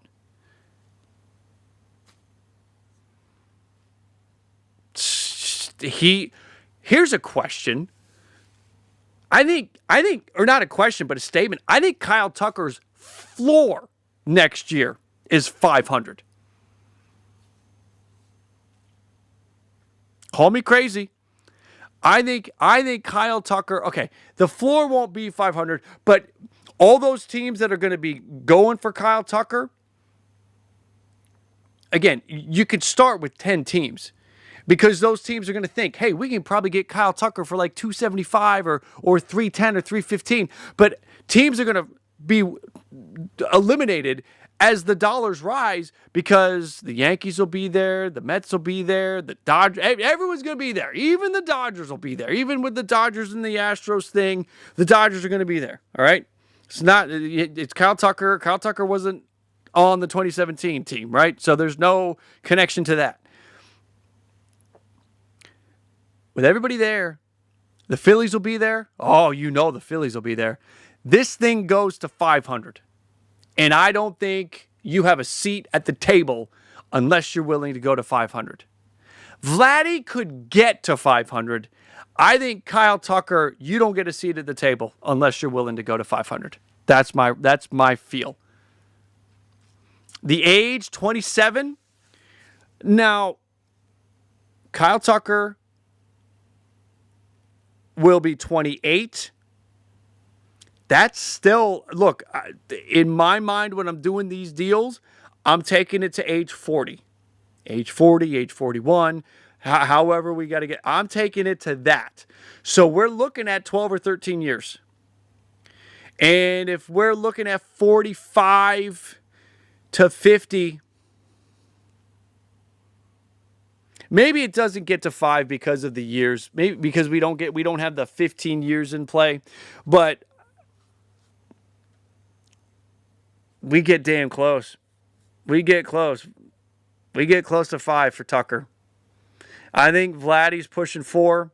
I think Tucker's, and now Vladdy's younger, so Vladdy can get to 4. Tucker can probably get to 5.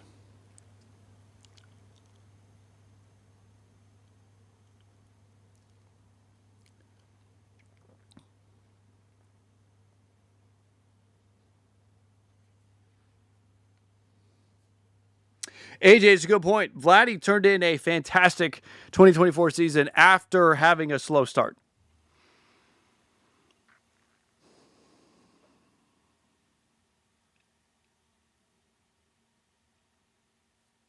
It's huge. Huge news.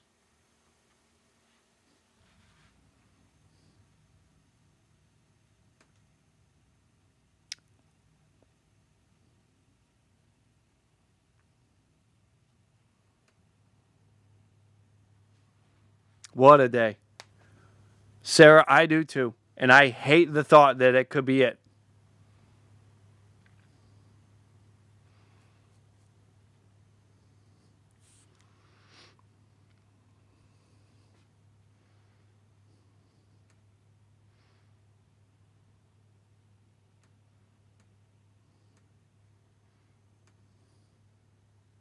Upwards of $20 billion. You have to just shrug your shoulders and say, okay, so if the Yankees had said, okay, we'll give you 15 for 765, Steve Cohen may have turned around and said, What's MLB? MLB Network, are they still live at this moment? Let's see what they got to say. get outbid here.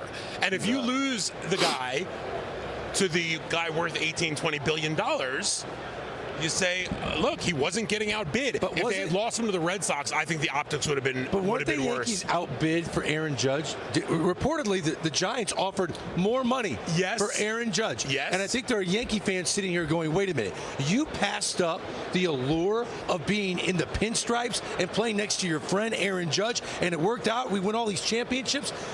That didn't give us the edge. Well, he's gonna this go- is a different guy than He's Aaron going to go Judge. play with his friend Francisco Lindor now, and he's very familiar with the Mets and Citi Field, played in the National League East for a long time. Aaron Judge was a lifelong Yankee. He was a guy who, once he re-signed, Yes, he was knew not the same They thing. were going to name him captain. He's the face of the franchise there. Maybe Juan Soto wants to be the guy. And on the Yankees with Aaron Judge, he wasn't going to be the guy.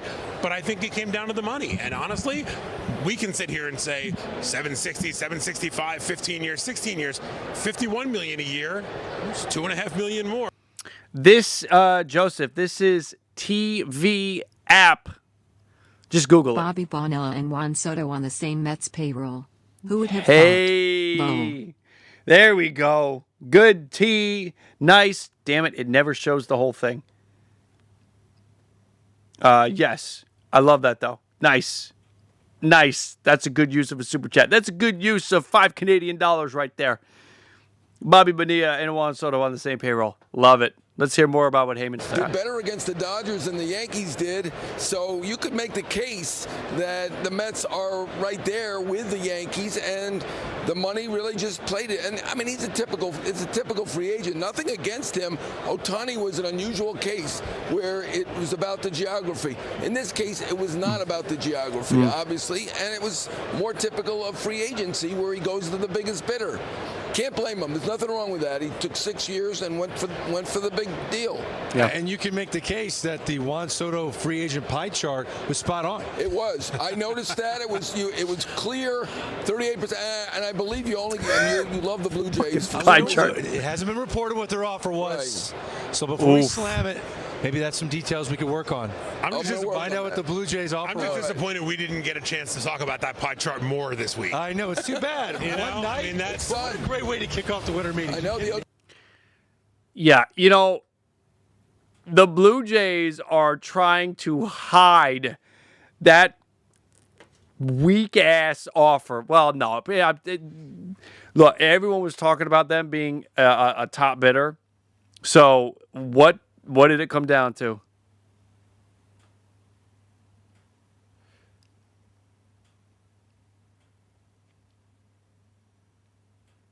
I mean, Bill Madden.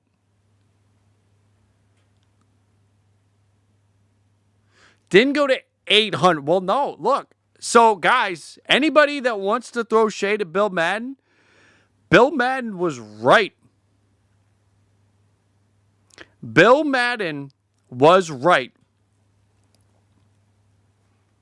The Yankees went above their comfort zone at 750 to 760 for Soto. And they went to 760 for 16. Cohen went to 805. Bill Madden was right. Bill Madden was very right. About an hour before Heyman Passon tweeted it, Bill Madden told you everything that was happening. Holy shit. Good job by Bill Madden. I don't know how he's doing it. He's still using a typewriter, clickety, clickety, clickety. I don't know how he even has the damn app working on a typewriter. But good job by Bill Madden. Told you everything. Damn. Bill Madden nailed it.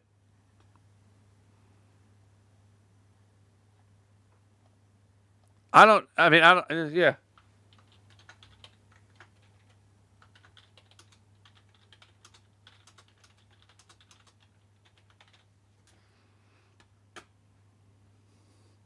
There's my tweet for the day. No, what did I want to look at? So,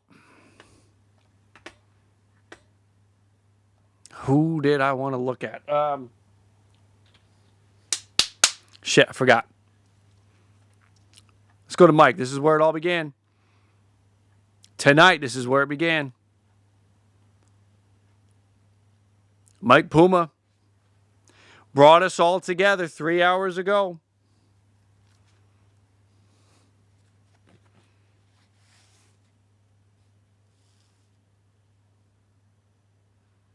David, what did the Nats do now? I still think they could make a splash for one of the top free agents, but maybe they wait till next year. Maybe they wait till next year to really start spending money.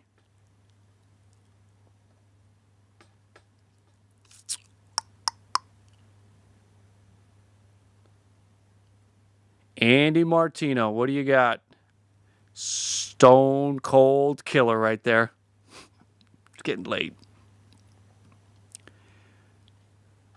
Yankees were in the lead for Soto all through the process.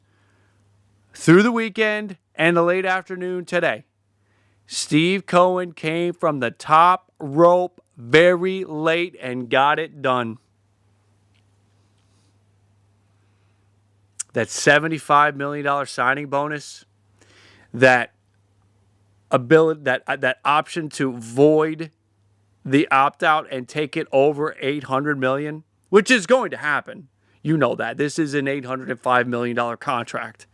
This thing is not going to go 765. This is going to get to 805. What can Steve void the opt-out tomorrow?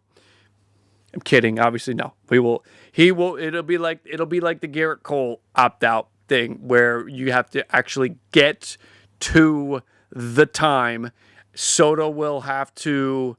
We will have to. I don't know. Will Soto have to opt out, and then the Mets get 24 hours or 36 hours or whatever it is, and then they just decline it or void it by adding the extra years or the extra dollars? The whole Garrett Cole thing was just awkward, the way that whole thing played out.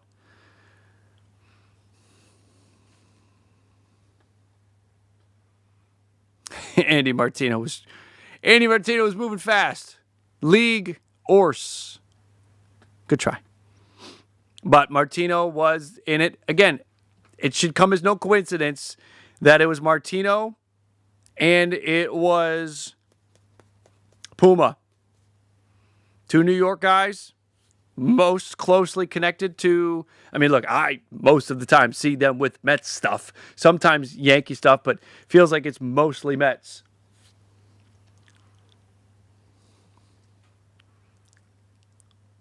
Harrison, I don't know why I haven't seen you. Harrison, man. Congratulations to you tonight, sir. Congrats.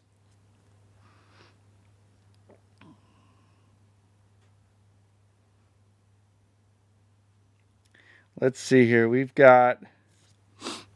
do have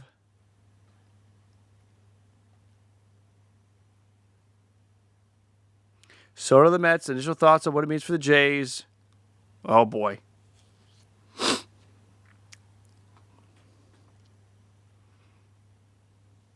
Yes, I am using an ad blocker. The Hotel Anatole in Dallas, Texas is the site of this year's MLB winter meetings. And last year, the big fish in the free agent market was Shohei Ohtani. This time around, it's Juan Soto. But guys, we didn't have to wait until we left the meetings to find out where Soto is going. News breaking Sunday night that he's staying in the Big Apple. Yeah, and that Juan Soto remains in New York isn't necessarily a surprise, but this is absolutely the type of contract that Juan Soto and his agent, Scott Boras, were definitely seeking. It's one that raises all tides in the baseball industry, highest in total value, highest in average. And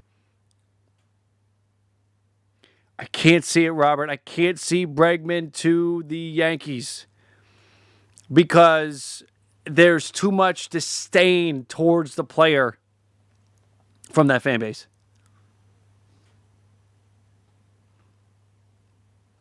Although it's not the outcome that they want. But and if you take a step back, this does cross a bit of a Rubicon for the franchise because in years past, they wouldn't have even been bidding for these types of players. The fact that they have the money available to get to the table and to compete for these types of free agents is a good sign for the... No.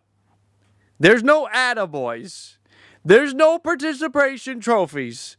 I don't want to put up a fucking banner that says, look, I'm gonna have them all. I'm going to line them up. In on Ohtani. In on Soto. In on re-signing Vladdy. In on Kyle Tucker. No. That shy. That doesn't mean anything to me. This franchise. Jesus. But it's up to the front office to make sure that they're not just bidding, that they're able to close some of these deals. Right, and ultimately in baseball, in any sport, you don't get a silver medal for free agency, you don't get a bronze medal. Exactly. The banner for in on Soto doesn't exist. It shouldn't even be brought up. You just don't get the player. So the Mets are the ones with Juan Soto with different agents. And Luis Severino and Canadian Tyler O'Neill off the board, Ben. So where does Toronto go from here? Well, they've done a lot of due diligence and a lot of conversations with different agents, teams across the league as far as trades. So they have a pretty good sense of what's out there, and that's necessary because Juan Soto is just one player. They need now to be able to pivot and pivot better than they did last offseason when they tried to get Shohei Ohtani and then kind of didn't end up having a good enough offseason. So they need to do that better. They've done a lot of preparation to put themselves in a good position. Now they have to take advantage of it, and that'll start with guys like Corbin Burns, Max Fried, Anthony Santander, Alex Bregman, but maybe they have to go further down that list and get creative. Ross Atkins has talked about being patient. We'll see where it all leads, but they have a ton of work to do if they're going to be a contending team next year. And the market may start moving a little bit faster now, Ben. We were talking to an executive moments ago, and the point that he made was that Juan Soto is the first domino to fall and that he expected a number of other pieces to fall into place. But one piece that is going to be of issue for the Blue Jays is how does this Soto deal affect Vladimir Guerrero Jr.? We know that they have one more year left together, but just like any free agent would, especially a mid-20s elite free agent talent like Vladimir Guerrero Jr. is, he's going to look at the Juan Soto deal and say, well, if that's the type of money that Juan Soto gets, where do I slot in aside from that? So the Blue Jays have to figure out what are they doing long-term with their franchise player, and the fact that this contract is so significant and is really going to change the expectations of players around the league is going to add a new dynamic to the conversations they end up having. Well, we are expecting a very busy Monday here in Dallas, including we'll hear and get reaction from General Manager Ross Atkins and Manager John Schneider. It sucks for the whole Vladdy element. I think it's terrible. I don't like it at all. I think it's bad news.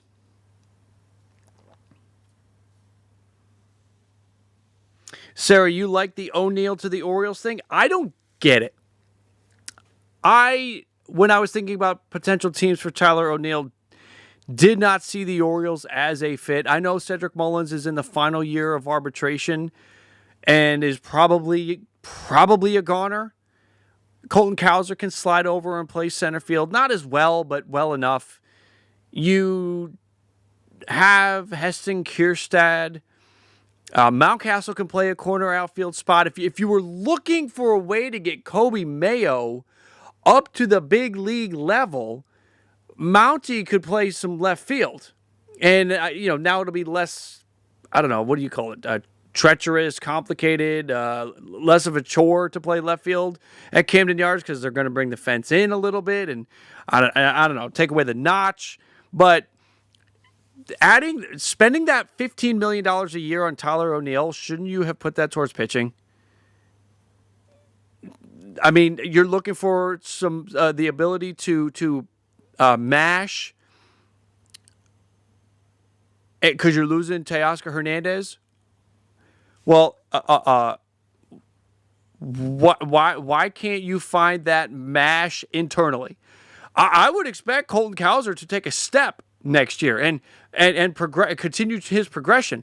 I would expect Heston Kierstad to be a 25 homer guy. Kobe Mayo, he shows up. All indications are he's different. So Kobe Mayo should be able to show up and in a rookie season probably hit 50 to 20 home runs. You can replace Santander's pop by giving Mayo the opportunity and giving Kierstad the opportunity. Moving pieces around, you could replace it internally and take that $15 million and put it towards pitching. I actually am kind of scratching my head. I think it is a misallocation of funds by the Orioles front office. I get what they're trying to do. They're trying to get that power that they're going to be losing from Santander. But they need pitching in the worst way. I think they screwed up the Kyle Bradish thing, letting him pitch last year, attempting to pitch through the injury when they should have just had him had the surgery early in the year. Now he may not pitch at all in 2025. Whereas you could have at least maybe had him for a stretch run if you had the surgery early. No, you delayed that. I don't like it. Maybe they trade Mountcastle and that brings a piece back, but I feel like the Orioles are not being smart with their money.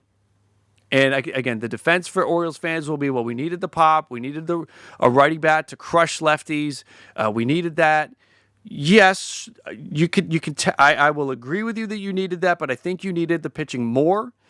And this $15 million to Tyler O'Neill could have been applied to starting pitching. That's my feeling.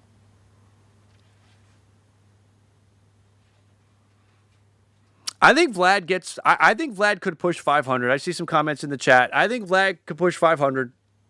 Goomba, Jonathan, I definitely think it could happen. With his years, I believe, what were we looking at earlier? He will be entering his age 27 season with whoever he signs. So you're looking at a 13 or 14 year deal. You have, depending on how the money is allocated, if you do a signing bonus, if you do all of this, and I think you could get to 500. He'll blow past 400. I think he could push 500. And I think Tucker, also a $500 million player, even though he's a year older than Vladdy, Tucker plays a more premium position. He's a lefty bat. He's got speed. He's got a postseason. He's got a ton of postseason experience.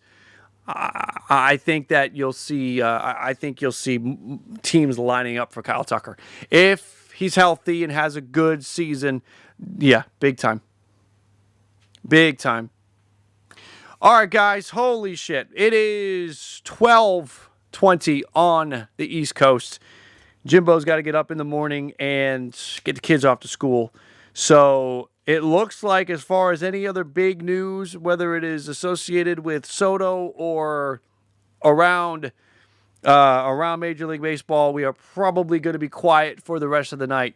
But tomorrow, I am working on a Tristan Casas trade video because that news is out there. I think it is ridiculous for Boston to trade him, but they're talking about it. So I have some trade proposals. That'll be tomorrow. And I've got, and we'll be live tomorrow night. Book it live every night. And if big deals happen throughout the day, we'll be live throughout the day. So keep your keep close to the channel. Again, subscribe, turn the notifications on, don't go far, because there's going to be a lot of content around the winter meetings. Make sure to hit the like on the way out. BALLCAP Nation, I salute you. A lot of people have been in and out. A lot of people have been in here that are still here now that have been in here for a very long time. I'm looking at you, Brave Thrills. I know you've been here for a while. Maybe you've been hopping in and out and doing some things in between. But those of you that have been in here for a while, I appreciate you. Goomba, I know you've been in here for a while. Boo Must Die, I think you've been in here for a while. James, you've been in here for a while. David, you've been in here for a while. Katie, you've been in here for a while. Yes, sir. Guys, I see you. Thank you. Stay close. More big news is coming. Congratulations to the Mets. Reno, you're working. Sorry, man. This is like 3:30. Somewhere in the middle is the initial reaction. And then like a minute or two later, I start digging into it and breaking it down. Sarah, thank you. Sarah, you're awesome. You, the community out here that we're building, I appreciate you guys. Thank you for coming in and spending some time with me tonight. I'm out of here, everybody. BALLCAP Nation, again, I salute you. Thank you for supporting the channel. Stay close. Thank you to the mods for keeping everything looked pretty good tonight. So thank you to the mods for anything that you were working on your end. I appreciate that. Thank you to the new subscribers. Welcome in. Thank you to everybody that donated, your generosity. I really do appreciate it, guys. Enjoy the rest of your evening. Congratulations to the New York Mets. Congratulations to Juan Soto. $800 million. Holy shit. All right, guys, I'm out of here. Have a great night. And remember, if it's low, let it go. If it's high, let it fly. I'll see you tomorrow.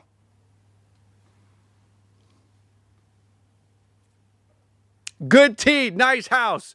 Welcome to the BALLCAP Nation Gold Club, man. I saw that just as I hit the curtain. I'm going to give you a shout out. I don't know if you're still here. You might not be here anymore, but welcome. Welcome. Have a good night, everybody.